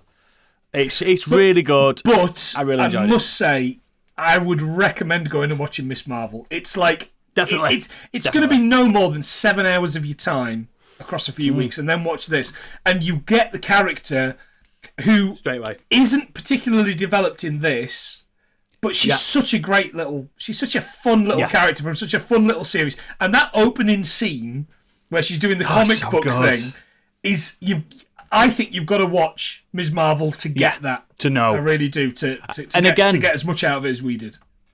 We're getting the Young Avengers now, and it seems like it's going to be in good hands. We've already got 2 really solid members of the Young Avengers. Yeah, but I think one of them's 30 by now, right? She's not that young. Yeah, probably. Yeah, probably. But it's still, they look small. The smaller adults aren't they? The short Avengers. Is Hugh Grant's Oompa Loompa turning up as well? But yeah, I really enjoyed it, and it brought a bit of life into me. I've been like, oh, thank God. But then again, it might not stay this way, like Stig says. Who fucking knows where this is going? But that's me. Planty, you can carry on if you've got anything else. Okay, mate. Yeah, so this week, 100 Things We Learned from Film episode is The Hard Way. The Hard Way, anybody? Yeah, Biggie, Michael J. Fox, right? Yeah. Buddy comedy and slash James film Woods. noir. Yeah, America's Sweetheart, James Woods. What a piece of Why are fucking you shit doing that a guy film is. with James Woods? Because candy. It'll be funny. I'm sure it's going to be hilarious. It's a John choice. And actually, for the first time, I've decided to ignore the James Woods kind of thing. Like I've ignored all the politics. Oh, of James boo! Woods. Yeah, I know. Separate art from artist. Oh, I don't know anything about this. Why is he a bad guy? He's better awful. off not knowing. Yeah, he's awful. It's not for this podcast. We're not going to talk about it. But just have a little look. Yeah, have a little read. I want to see your face. Obviously, just a peek behind the curtain. If you are going to watch a James Woods film this week, or certainly when we're recording, you should be Hercules. watching. Yeah, all right, Oodles. You should be watching When Saturday Comes, which is sorry, not When Saturday Comes. Any Given Sunday, not When Saturday Comes. That is the Sheffield United film, isn't it? The Sheffield United film. Fucking hell. No, Any Given Sunday, which is where he plays the doctor for the Miami Sharks team, the American football team, which is fucking brilliant, by the way. I wish I'd watched that. Miami Sharks. Anyway, this. Yeah, he played the Miami. They're called the Miami Sharks. Oh, the Wetlands Dolphins. They're playing black. No, they're called the Miami Sharks. They're playing black. Wasn't James Woods in Once Upon a Time in America? That's a good movie. Oh god, that dragged on so much. Oh, that is a good movie. Fuck me, I struggle with that film. For a film, it is a long movie. That's got a intermission in the middle when you swap discs. I agree, Biggie. That is a good film. But it is a great movie. It's a great movie. But this, however, is a mess of a film. It's got an egregious jazz soundtrack, but it was really good to watch a film that I'd never seen before. Certainly for our pod, for once. I don't remember much. I remember it, but I don't remember much about it. Yeah, we don't do great in the facts, but we do get we do have some LL Cool J facts, which Stig's going to go, oh, you're just doing songs. Yes, Stig, there's 3 songs, and we still don't make it to 100.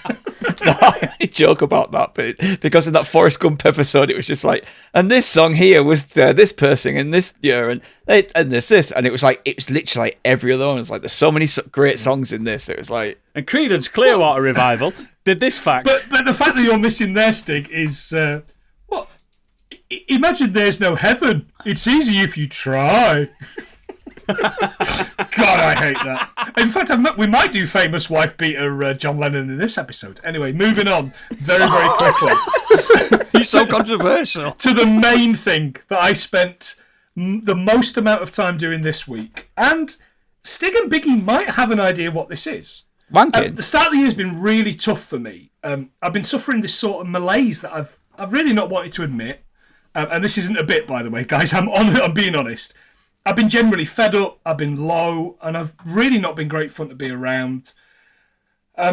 So I thought I'd mix it up and I'd do something fun for me. Heroin. Yes, I'm doing Speedballs, which I believe is a sport game on the Amiga. It is, you're not wrong. Great game. It's very Moorish. I wanted to do something really fun for 100 Things patrons. There's 2 in the room right now. And on last week's Romancing the Stone episode, I set John a quiz to the title of rubbish romantic fiction novels. Oh, yeah. As to whether they were real or not, yeah. Spoiler, all 5 were real and particularly badly written. So I made a poll for the paying suckers, lovely people, to vote for and which book they wanted me to read in full. And I don't know if you boys remember how you voted. Do you know which... if you give me the titles, I know which one it was. To be honest, I think I just picked a random one. I am going to ask you, was it Emily's Magical Bejewelled Codpiece? Because that's the book that I've read. Oh, nice. Yeah, written by B.Snow, who may or may not be, 90s white rapper and informer, Snow. Informer. I'm going to check out the patrons to see if the vote's still there, because I can tell you which one it was. It should still be there, mate, yeah. I have read and recorded all 56 pages of this, and I regret all £2.99 that it has cost me.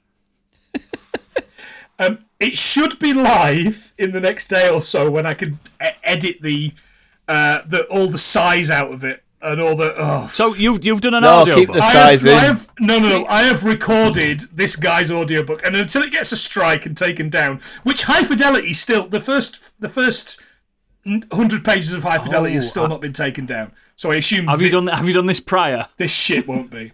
I'm gutted. I voted for Mad, Bad, and Dangerous in Plaid. In Plaid, yeah. To be honest, I wanted Mad, Bad, and Dangerous in Plaid, and the short history of Rakes. So I said Rakes. As in the gardening. Yeah, yes, someone that meets somebody in home base and I learns about voted Rakes. for Emily's Magical Bejewelled Codpiece. Good man. So, Stig, just for you and for everybody listening, here is a brief synopsis from the author. Tom, museum creator and expert in Renaissance jewellery, doesn't think his boyfriend Peter is the one.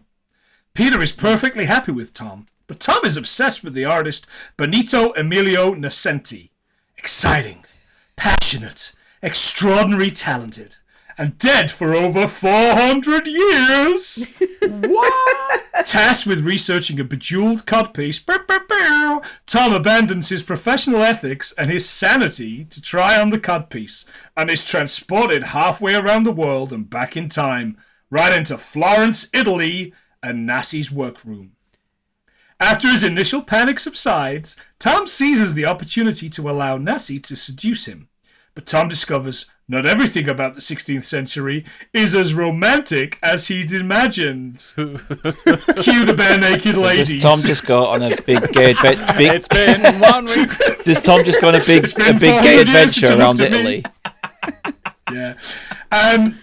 Shit. I don't know about you guys, but I'm rock hard. Shit, don't come close. Candy Doll, you would love it. Honestly, I'm pumped. I'm Look ready at for girls, it. like a dick good to me. reason. Look at the thing is, the Candy, you picture. can do, there's two options here. You can pay $2.99 for it, or you can give me a quid and you can listen to me read it in slightly camp voices. It's Oh, not all you it know is, what? a quid. I think I know what that choice is going to be. Do you accept PayPal? Give me a link now. I'll buy it now. Oh, Jesus, Oodles. I'm only doing it for do you know this. what? The thing is, I really love interacting with the patrons of the podcast. I'm sorry, I didn't want to use this as a fucking platform, and it's not. Yeah, you did. I really love interacting with people, and you guys that pay me know already. But it's honestly, this is the best thing that I could have done this week. As shit as it is, it's really made me so fucking happy to read. Sometimes that's all it takes. So much stupid. Yeah, I should listen to Candy more often. I really should. It's See? got No, you People shouldn't. don't understand. Don't say that to her. I've got exquisite taste. It's got a Shit. 3.46 out of 5 on Goodreads, so it's not even like in the lower half. It's in the higher half of reviews. It should not be. I'm pretty sure, very much like Good Pods, he's on there buying his own book and voting it up. B.Snow. It's not the kind of Snow Oodle likes either. No, it's not. I've seen some of the reviews. Well, I mean that'll do me, Planty. That's a jam-packed week. I've had such a good time. Well, here's a review. A breath of fresh air after my last book. Hilarious, and I could empathise with the MC, and that realistic description of hygiene in the past, and the MC's reaction to it deserved 1 bonus star. That is absolutely written by Joy Sonia or somebody else that he's paid to review his books. He's paid $6 for someone to review his books. Oodles, Oodles has just Membership sent me confirmed. confirmation that he has subscribed. It'll be up there in the next day or so, mate. You fucking better be. Or maybe it won't now. Maybe I'm going to keep the sexy times to myself. Candy, it's just you left on the Modern Escapism crew. Oh shit, bro! She's done it as well. See, there you go. It was worth coming on tonight. You got extra 2 subs. Yowzers, a whole £2. Yeah, it's a quid, listeners. If you fancy that, it's patreon.com/100 things to listen to me doing slightly camp voices and feeling terribly embarrassing myself. That's what I do on the regular podcast, and I also do it on the reading of this book. It's the best 99p I've ever spent. I've got something to announce as well. Planty, I was going to save this for a long time in the future. Can you see my phone? I'm aware of it. Once. Can you see what that name is? No. Yeah, not really. It says 5 things. Fucking Phil. it's you, Oodles, you cunt! It's me. It's me. I have accused Stig. I nearly accused Biggie, but he listens so fucking semi-regularly. I accused Gadget. It's it was been Dean. me all along. It was you all along. I love you so much. Thank you, mate. I just wanted to prove that I do support other people, but not always financially. I've had to announce it because now I've got loads of followers. As that. The 5 things we do, for the listeners, you've got to tell them what the hell we're talking about. Yeah, so Planty does 100 things we learn from film, and last year I started at 5 things film, where I learn 5 facts about the hosts of 100 things we learn, and I post about it on Twitter, and for ages Planty didn't know who it was, and it's been me all along. I thought it was Rebecca Vardy. It's me. I don't know who Joe is, but apparently we've got a new Never heard of her. real named. Oh, thanks, guys. That's Scottish pound. I was going to save this for the end of the year, but now Is you're it? on the podcast. I thought I'd tell you that I am 5 things. That's so good. But let's keep the mystery alive. If you listen to this episode, don't spoil it for anyone. This is all our secrets. He stinks good because he thought it was. Stig thought it was himself. I've honestly had listeners. I've honestly had a really, really shit month and a bit, and I'm so happy right now. I could cry, but obviously that's what we do. We give joy and procrastination to all. We're supposed to bottle all our feelings up and pretend that we're not enjoying Marvel films. Yeah. No, go on, cry and make a new Coca-Cola flavour. Planty tears. Send candy tears so you can mix it in with a rum and coke. Yeah. Candy, follow Planty. Follow that. What have you been doing this week? Or is it just the Final Fantasy stuff? It was literally stuff? just Final Fantasy. That was it. Perfect. Biggie then. Biggie. I can't remember if anyone covered this movie, but I can't remember. Swim. Probably. You can't. Just gonna cut it out. Gadget, just edit that so it says I can't remember, and then we'll cut to the end of the. Gadget. No one's not watched Night Swim. I do know what it's about, but I'm interested to hear what you think because I think it sounds terrible. It's a 2024 American supernatural horror film written and directed by Bryce McGuire in his feature directorial debut, and it's based on a 2014 short film of the same name by McGuire and Rod Blackhurst. Basically, the plot follows a suburban family who discover that their backyard swimming pool is haunted. It does star Wyatt Russell, Kurt Russell's son. He looks gorgeous. He does look gorgeous. He plays basically I don't know much about baseball player, but he's a particular. He's got pitcher. a role, a pitcher. I don't know what he does, but he's does got he throw the ball or does he bat the ball? He's a hitter, but I don't know what his. So he's a batter then. It's a batter, yeah, but they've got he's got a name for his role that he plays, but he's got an injury, so he's suffering from the injury. So he ends up buying this house, and they've got a swimming pool. It's going to help with his recovery. Little does he know that the swimming pool really helps with his recovery. And then strange things happen around the swimming pool. The only due that I'll give this film is that the swimming pool, it's really cleverly done that when you've got a limited device to make things scary, so you basically just got a swimming pool that's scary. A swimming pool. This is what's fascinating. But they actually do. The build-up in the movie is quite a good job. It, by the way, also stars Kerry Condon. Is it like Jaws?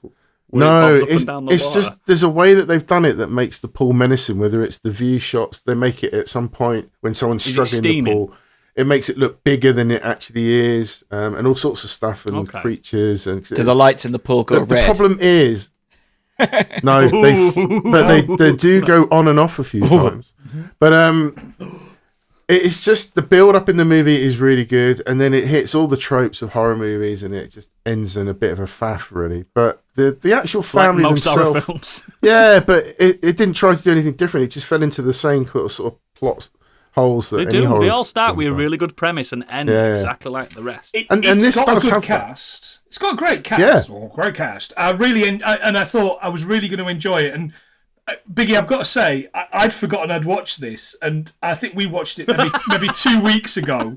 And at no point did I ever send this to Gadget for my feedback in the last kind of 2 or 3 weeks, which just goes to tell you how fucking bad it is. Actually, I think you might have shows you done it. Put something, but not much. Might have just been we watched it. Like I watched Night Swim. Yeah. That's it. Oh, did I really? Right, okay. So yeah. Oh, Night Swim, Shite Swim more like, is probably what I said. I would be astonished if that wasn't what I said. But because of the build-up, I think the director has probably got, a chance to maybe do good stuff in the future if he has a better script, a better plot. So because the actual cast of the family did really well. They're really good in it. The build-up was good. The kids are great. I mean, Wyatt Russell's fucking strength to strength, that guy. Yeah, I think so.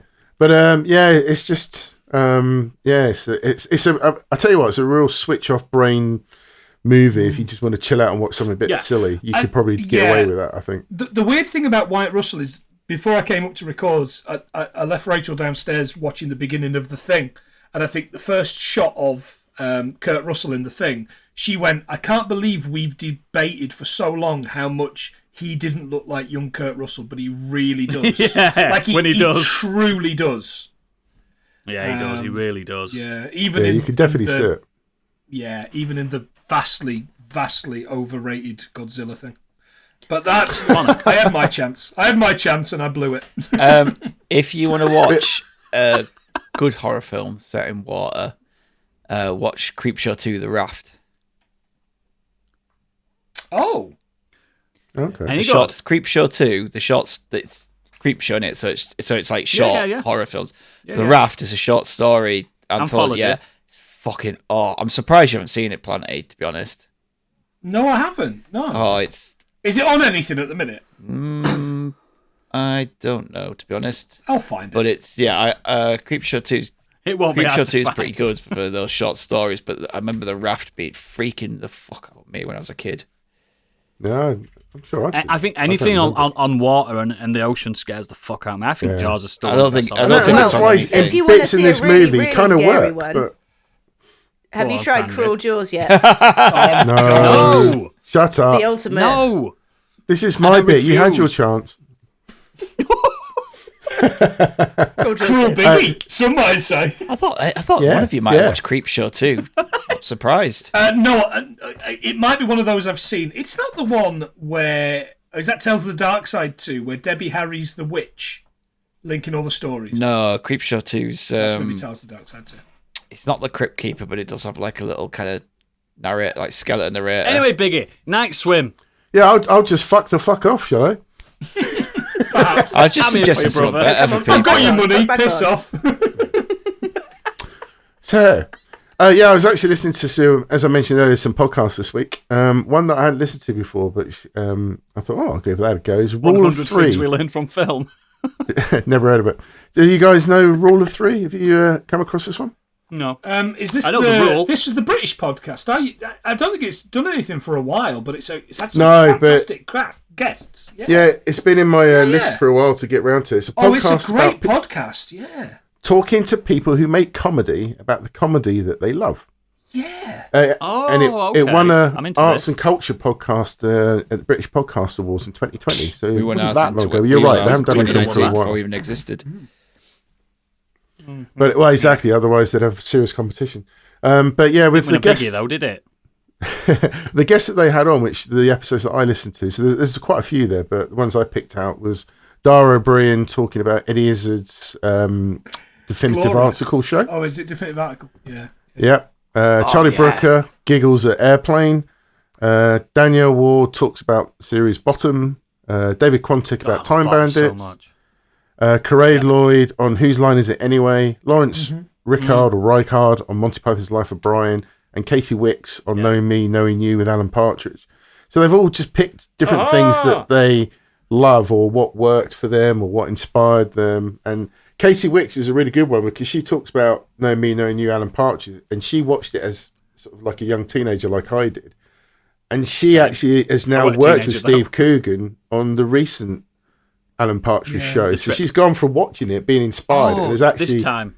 worked alongside with him on it, which is really cool. But yeah, it's just Charlie Brooker just giggles. They basically do a million quotes from Airplane. They talk about what worked, and it's just a really interesting podcast. It's quite deep at times. They talk about how comedy works and the different scenarios, the fields. I'll check it out, mate. Caraid Lloyd, she does a lot of improv, so she talks a lot about how improv works in real life. Not in real life, in doing it for herself as opposed to watching Whose Line Is It Anyway, which inspired her as well to go and do those shows. But yeah, it's just really interesting, just something different as a podcast. The Rosie Jones Royal Family Queen of Sheba episode's a really good one, by the way. That's also a very good episode it's a of the great Royal Family. episode of the show. Yeah, it really is. There's so much on that. I was just looking through the list of absolutely. Yeah, there's a lot to love pick. all I that just picked stuff. out the things that I've watched and know. So Yeah. Awesome, Katie Brand awesome. talks about Infinity Welcome's Careful Drivers, the Red Dwarf book, Oh, which I was obsessed yeah. with those books. Absolutely obsessed with them. And I've Yeah, read them fantastic. probably about 5 or 6 times each.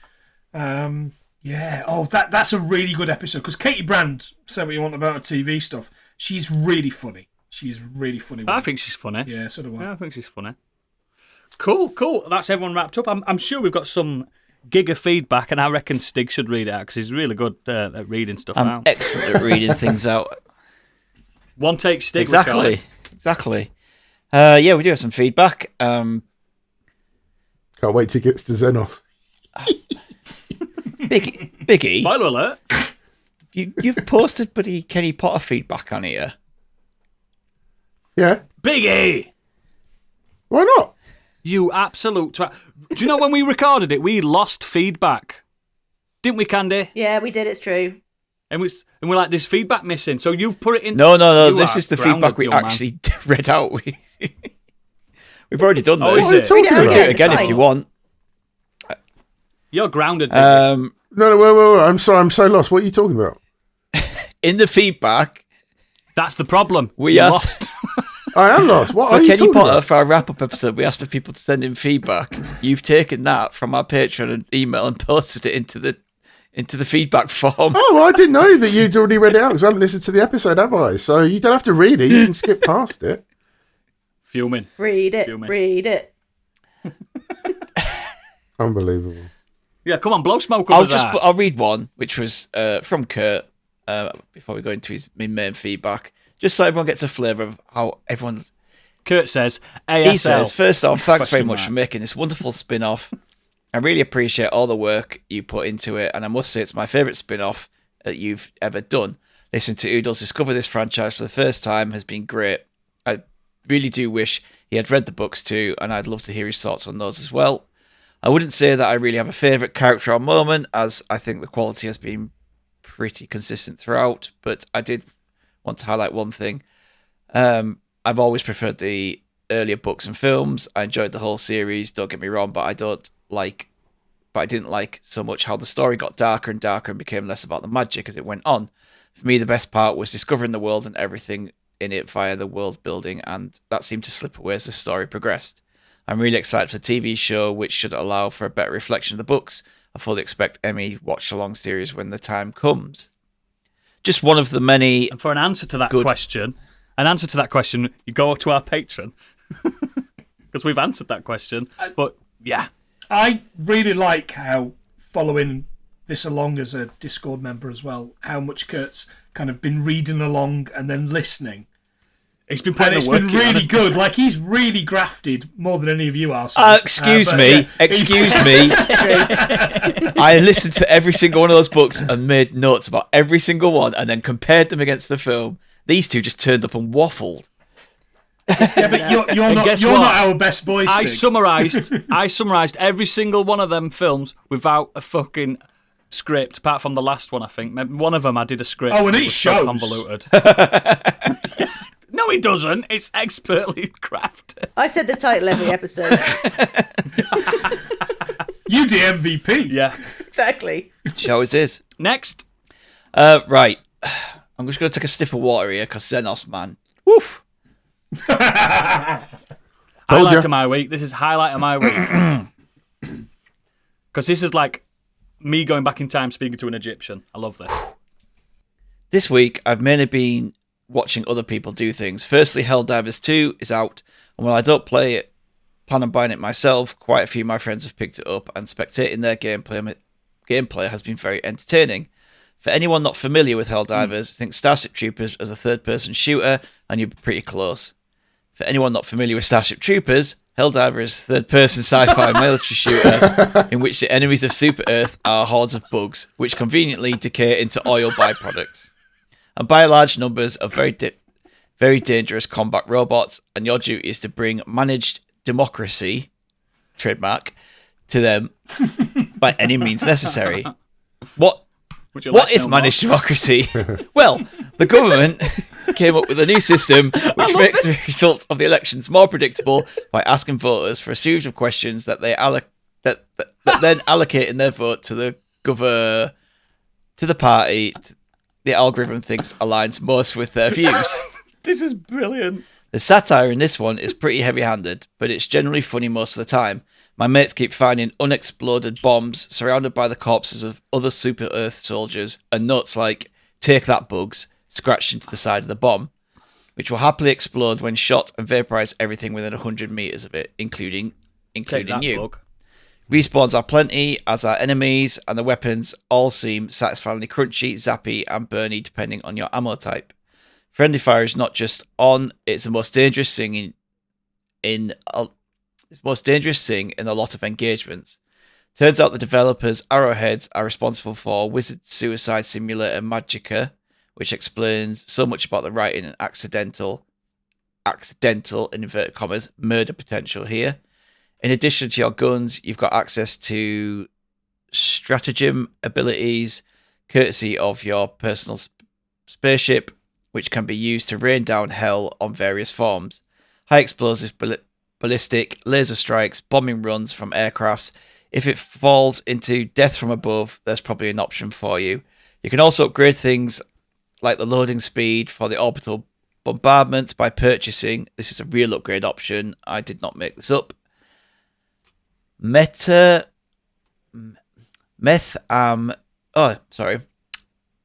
I was reading that completely wrong then.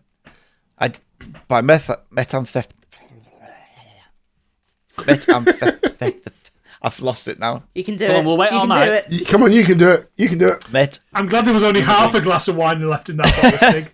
Methamphetamine and steroid to be added to the loading crew diets so they work faster. There's one for the hand carts as well, but you have to unlock them in the order, and the meth and steroids are the first one on the list. It's not over. Take a sip of water. That's chapter 1. I thought Helldivers was a fishing game. In hell. Now, I did say things, not just one thing. Yesterday evening, I was at local theatre with my sister to see my first ever musical, Six, the story of the ex-wives of Henry VIII. You know the ones: divorced, beheaded, dead, divorced, beheaded, survived. Let's be honest, how much do you actually know about how many things got to that point? I've listened to the Broadway soundtrack recording plenty of times because my sister uses it in her driving playlist, but I have never been to the show in person before, and the recording absolutely does not do the live performance justice. The actual story of the show is structured as a contest between the 6 former queens, playing misery poker over the mess Henry made of their lives, with the one dealt the worst hand becoming the leader of the band they're going to form. There's a song from each of the 6 in order with a mix of styles. Catherine of Aragon's No Way sounds like it could have been written by Beyonce. Jane Seymour's gets an absolutely heart-wrenching ballad about her impending death, and Henry's love for her being conditional of her son's life. And Catherine Howard goes through a full-blown breakup on stage while still somehow singing in tune about the men who've taken advantage of her. It's fucking intense. The sheer energy that goes into this is earth-shaking, and I don't mean that metaphorically, because holy shit, I did not know that theatre could be such a good sound system, and I was only a few rows back from the front. Come on, baby. The choreography will be fantastic, even without the accounting for the fact that the queens are in boots and with 4-inch heels, and several of them are in costumes so elaborate they're basically armour. My sister had informed me that Catherine of Aragon's costumes in particular weighs about 7 kilograms, and she doesn't let it show even for a moment. Some of the history may not be 100% accurate, in particular there's a few bits of Howard's story that historians don't universally agree on, but that's almost irrelevant for the quality of the show. If you like musicals and you'd be up for an hour and a quarter of badass and emotional demolishing concert, check for performances near you, because I absolutely recommend this if you get tickets. I'm told that there's a pretty big if, but if it's worth doing. After all, you might not know anything about them outside of their time with Henry, but you can still say you know about Henry's other than his 6 wives. Rachel, 3 things from that. Yeah. Number 1, Zenas, I love you so much. 2, you need an editor. 3, do you want to come on this podcast? Because I think we could get a load of content out of you. This is a cordial invitation. If you ever want a guest, by all means, if you're up for it, pal, I'm not forcing you by any means, but this is the kind of... You've just had a Nexus segment there. It's longer than mine. I mean, you've provided more content than 2 of the main hosts on this podcast ever have. One's got red hair, one's got no hair. I'm hoping to go and see 7 with 7. So 7. I am hoping to go and see 7. What's in the box? What's in the box? Probably Jane Seymour's head, I assume. I'm hoping to go and see that with Rachel because she has battered the soundtrack. I know of it. I know of it. Anything else. I know everyone's raving about it. So I'm hoping to take it to see that when we go to. I had this conversation with Xenos on Discord when we go to London in March to meet the Wilsons. That will be good, and the Belsons. Yeah, I've heard someone say I've liked this as much as Hamilton, which would pique Stig's. It's not the same thing as Hamilton, but it's like a I'm interested already. I'm looking at it now. Historical. There's a tour. Yeah. Where's the tour going? I've really and he's just succinctly, not quickly, but he's succinctly summarised that to us, and I'm kind of keen myself as well because I fucking love going to theatre. I like it more than cinema sometimes. You know, when you're in mood. Mm-hmm. And you pay $10 for an ice cream tub. Love that shit. I'm in London a few times this year. Maybe I could squeeze this in.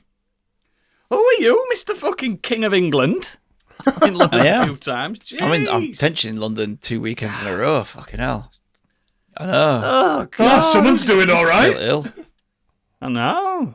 Fucking jet setter. Any more? Yeah, we have one more from Angry Kurt. The actual feedback that should have gone in. He did go in. He went after the other one.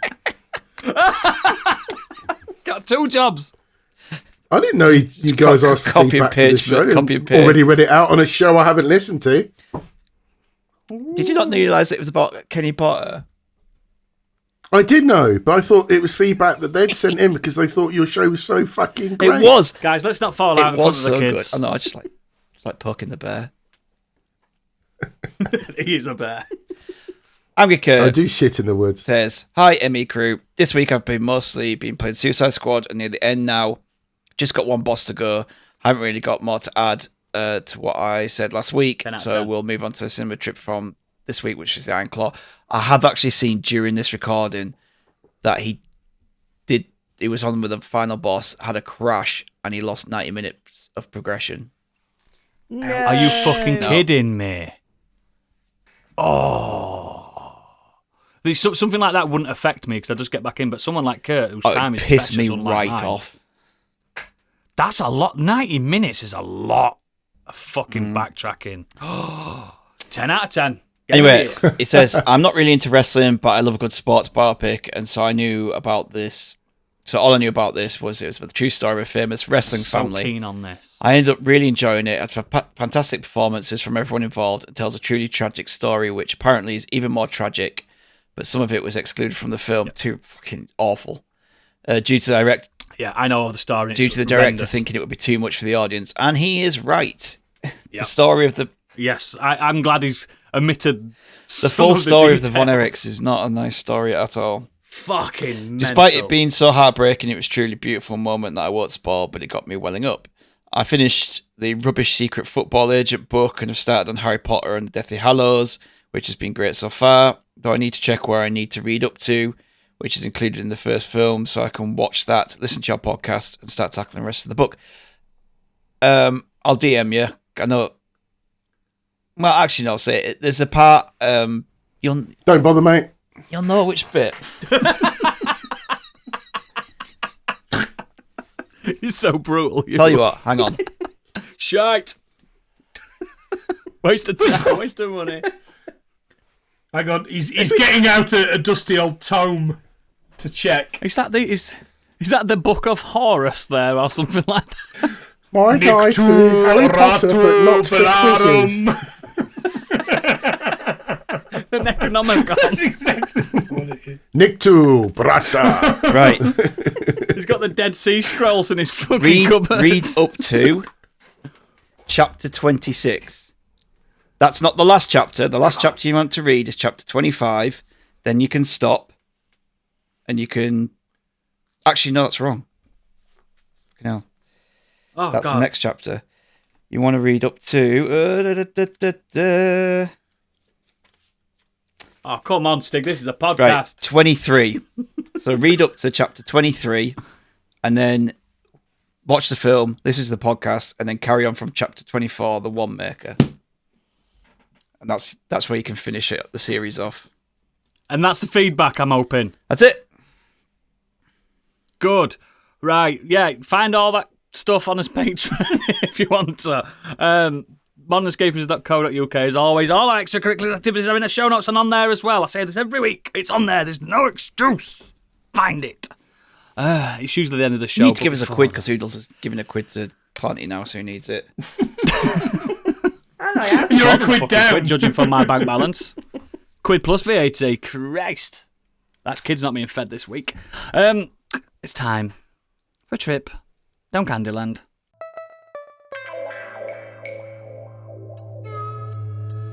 And now, what's up in Candyland?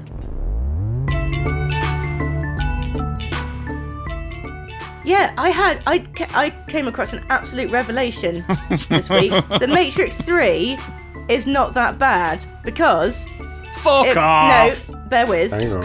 It predicted the future. So cast your mind back to the architect, spouting out a load of shite. Tried to You mean sound from Matrix 2? Whichever, the architect one. It was 3, wasn't it? No, 2. Anyway, No. 2. they predicted ChatGPT. The architect is ChatGPT. Vis-a-vis. Vis-a-vis. What, just something exactly. that spouts absolute shit back at you? Exactly. Ergo. Exactly. So Bit actually, like the Kenny Potter patron. You fucking you don't wanna fucking go Patreon special here. Yeah, you can't even finish it. I feel sorry for your fucking wife, mate. Can't fucking finish out. Just keep Get out going, my mate. section. Hey. Yeah, get out of it. Get out my section.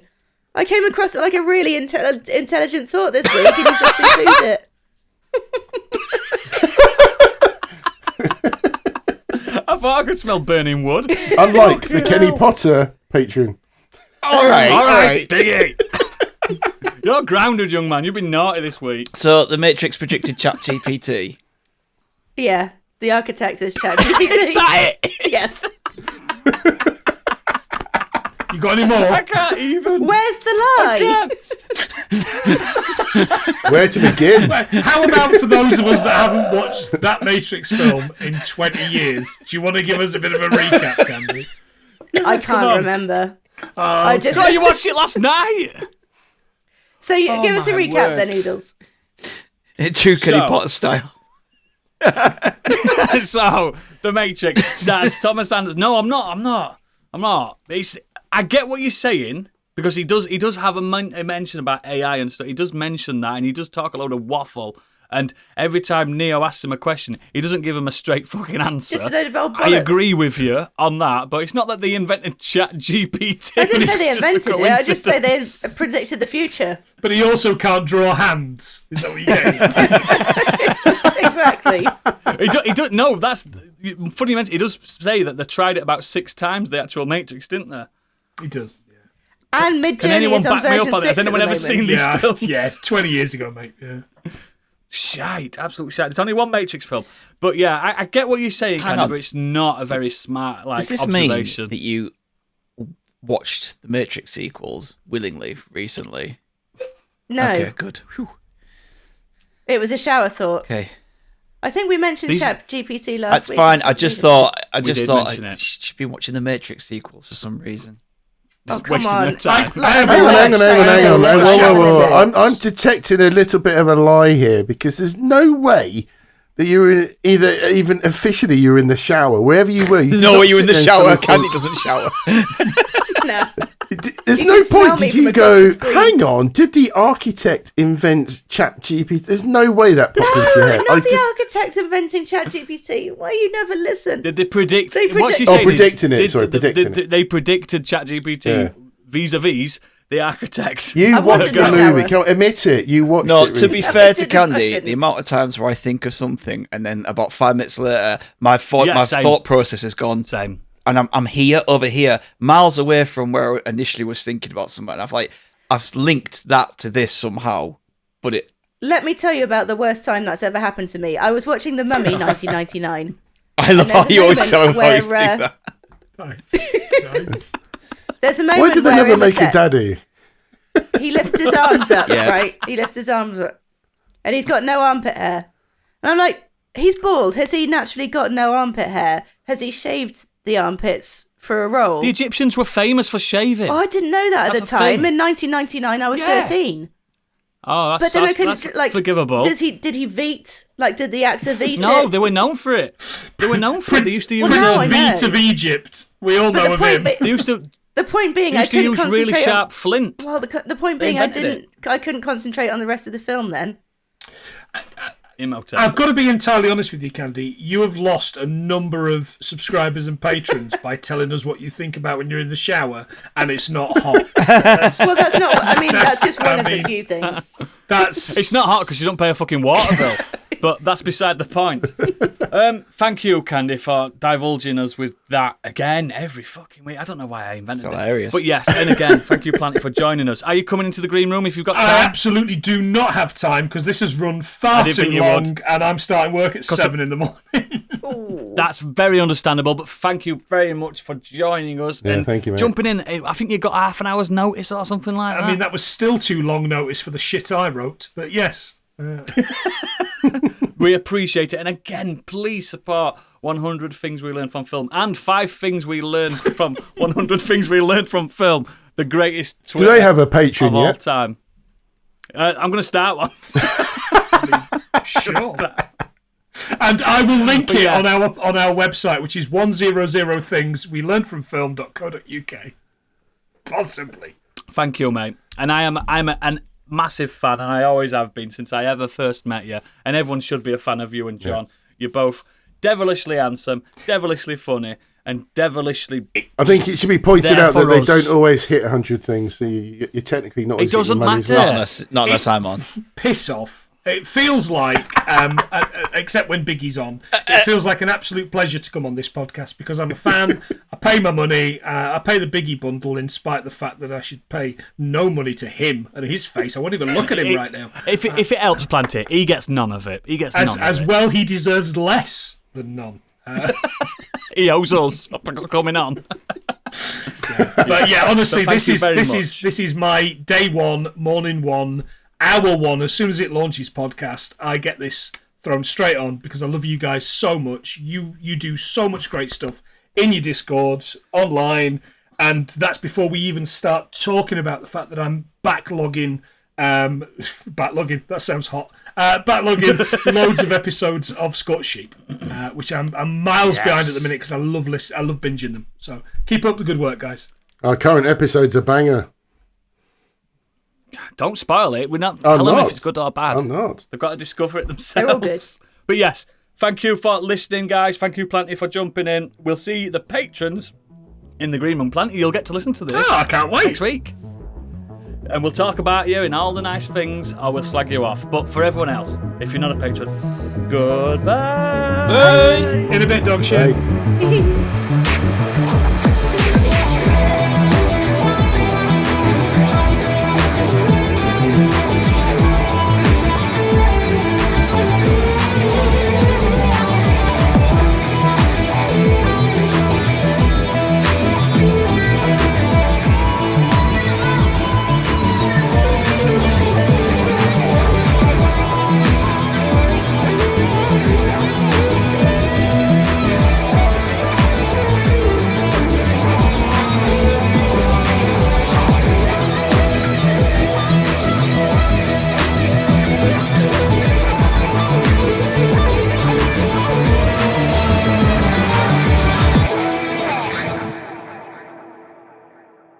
Stig, how many claps do you fancy doing? Oh, Gadget's going to edit it, so we better do 12 for him. Are you ready? Yeah. 1, 2, 3, 4. 1, 2. Hang on, who's counting? 4. 1, Right, 3. Discord's just frozen. 1, 2, Brilliant. 3, 4. I don't know what happened there. Did Discord freeze or was it me? It froze It's again. Discord freeze. Shall we do it again? Start again. Who's counting? Stig. You or You, me? Stig. Well, why were you counting then? And that's it. Thanks for another podcast. We'll see you next time.